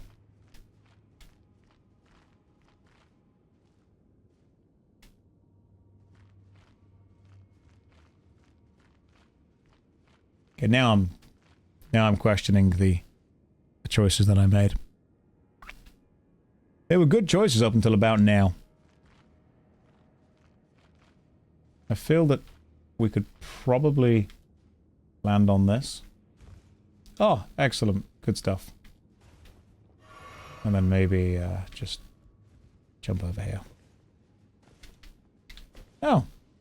See, I thought we'd have to drop down from somewhere else. It seems we can just do that. Revered Spirit Ash. Oh, that's good. We like Spirit Ash. Ah, ha, ha, ha, ha. That's a side of grace right there. Beautiful stuff. And we can even use the Spirit Ash right now. The addition of the jump button is great. You reach the entrance. Let's go with... I actually... No, I can't. I need 2 Spirit Ashes to level up. I don't have 2. So the entrance is there. Maybe this is where we're meant to have kind of come in from. Have I gone the wrong way? Have I kind of reversed my way through this area? You have to go up. You could have told me that before I spent all my time jumping down. You could have been like, hey Josh, just to warn you. Why are there small people here? Not in the chat, you guys are fine. This thing, specifically. Poison McGee. It's their home. That's a good point. I'm the invader here. Where does this take me to? Should I be going down or going up? Part of me feels that I'm doing the DLC the wrong way. I'm gonna go this way. You go where fate... That's true. We go where the wind blows. Let's go this way. There's a dead thing with an item. This room's probably safe.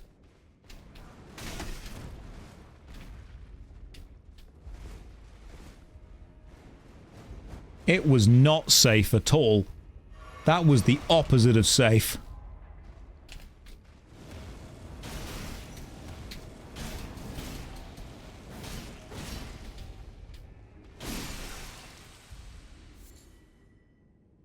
Wow. Okay. Clearly we're going the right way, because otherwise that trap wouldn't have worked.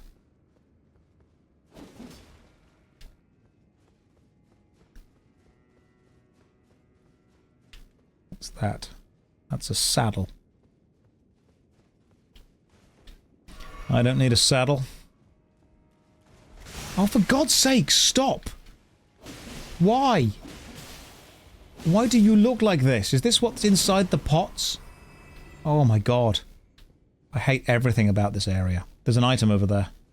It's probably safe. Ash of War, Wall of Sparks. What is this? Suffering ahead. Seems familiar. Why is it always ill-omened creatures? In short, I want to go home. I mean, we all want to go home. Right. Let's kill this giant thing down here. This is probably quite easy.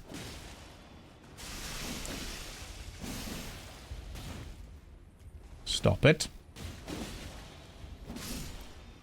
Alright, we got you. We got you. What's this? Iris of Grace.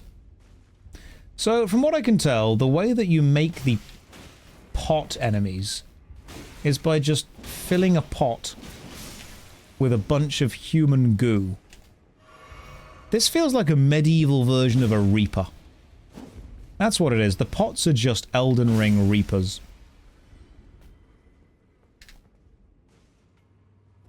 The Protheans were here.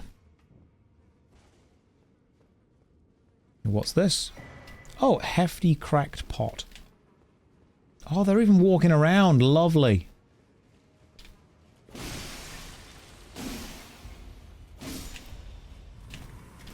And these guys are like babies. Child pots. In a way, I feel like I'm killing children. In another, more accurate way, I don't care.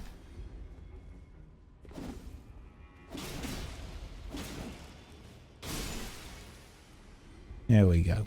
If they didn't want to be killed, maybe they shouldn't have been so easily killable.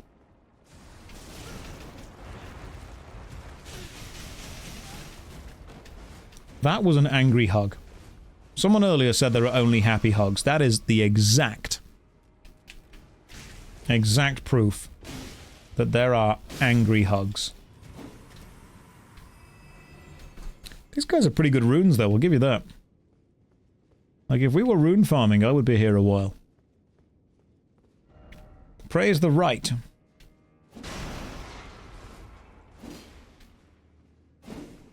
I can't... There's nothing that way. Oh, I don't know if I'm going the right or the wrong way. But there's a grace there. Let's go this way and see what happens.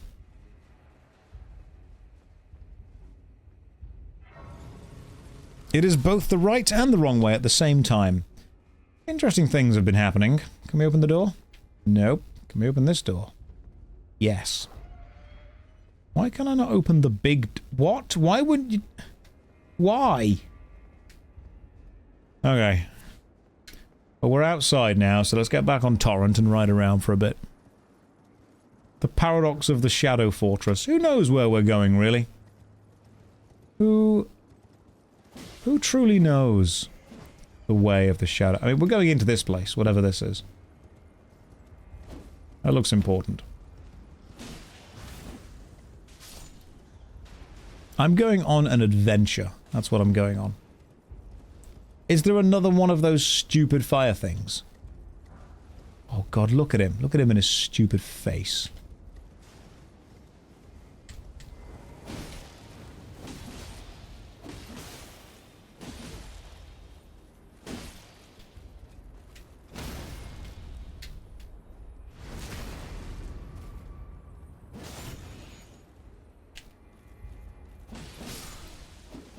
I hate you so much. Salza's Hood and Rain of Fire. Excellent. Scythes, man. You just want scythes. Scythes are the best weapons in the game. By a long shot. Don't need Rain of Fire when you've got Big Angry Scythe.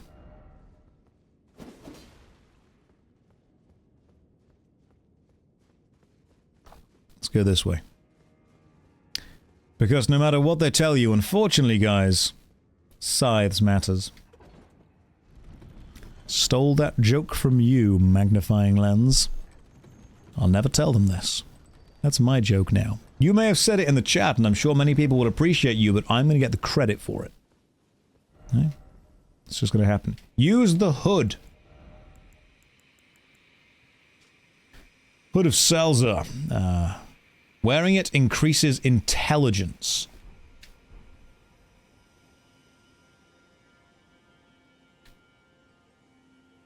I can see why. It makes your brain like 5 times bigger.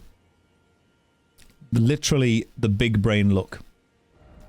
The problem with that is I'm not intelligent. At all. This character is not an intelligent character. He's good at scythes.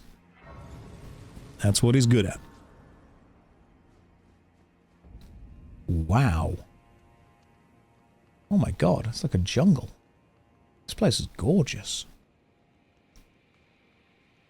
And this place is the first place we will continue with tomorrow.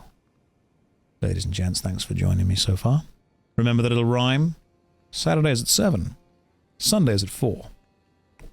It's now 10 past 10. I'm going to go and have some dinner, and I will see you tomorrow at 4 o'clock. The next Was It Good will be on Kingsfield. The next MMORPG video will be on I Don't Know. I'm not that far ahead. So, guys, go and enjoy your Saturday night. I will see you tomorrow at 4 o'clock, UK time. Now you know what the B story is. You can tell people all about the B story. Remember the B story. Take care. Good night. And God bless.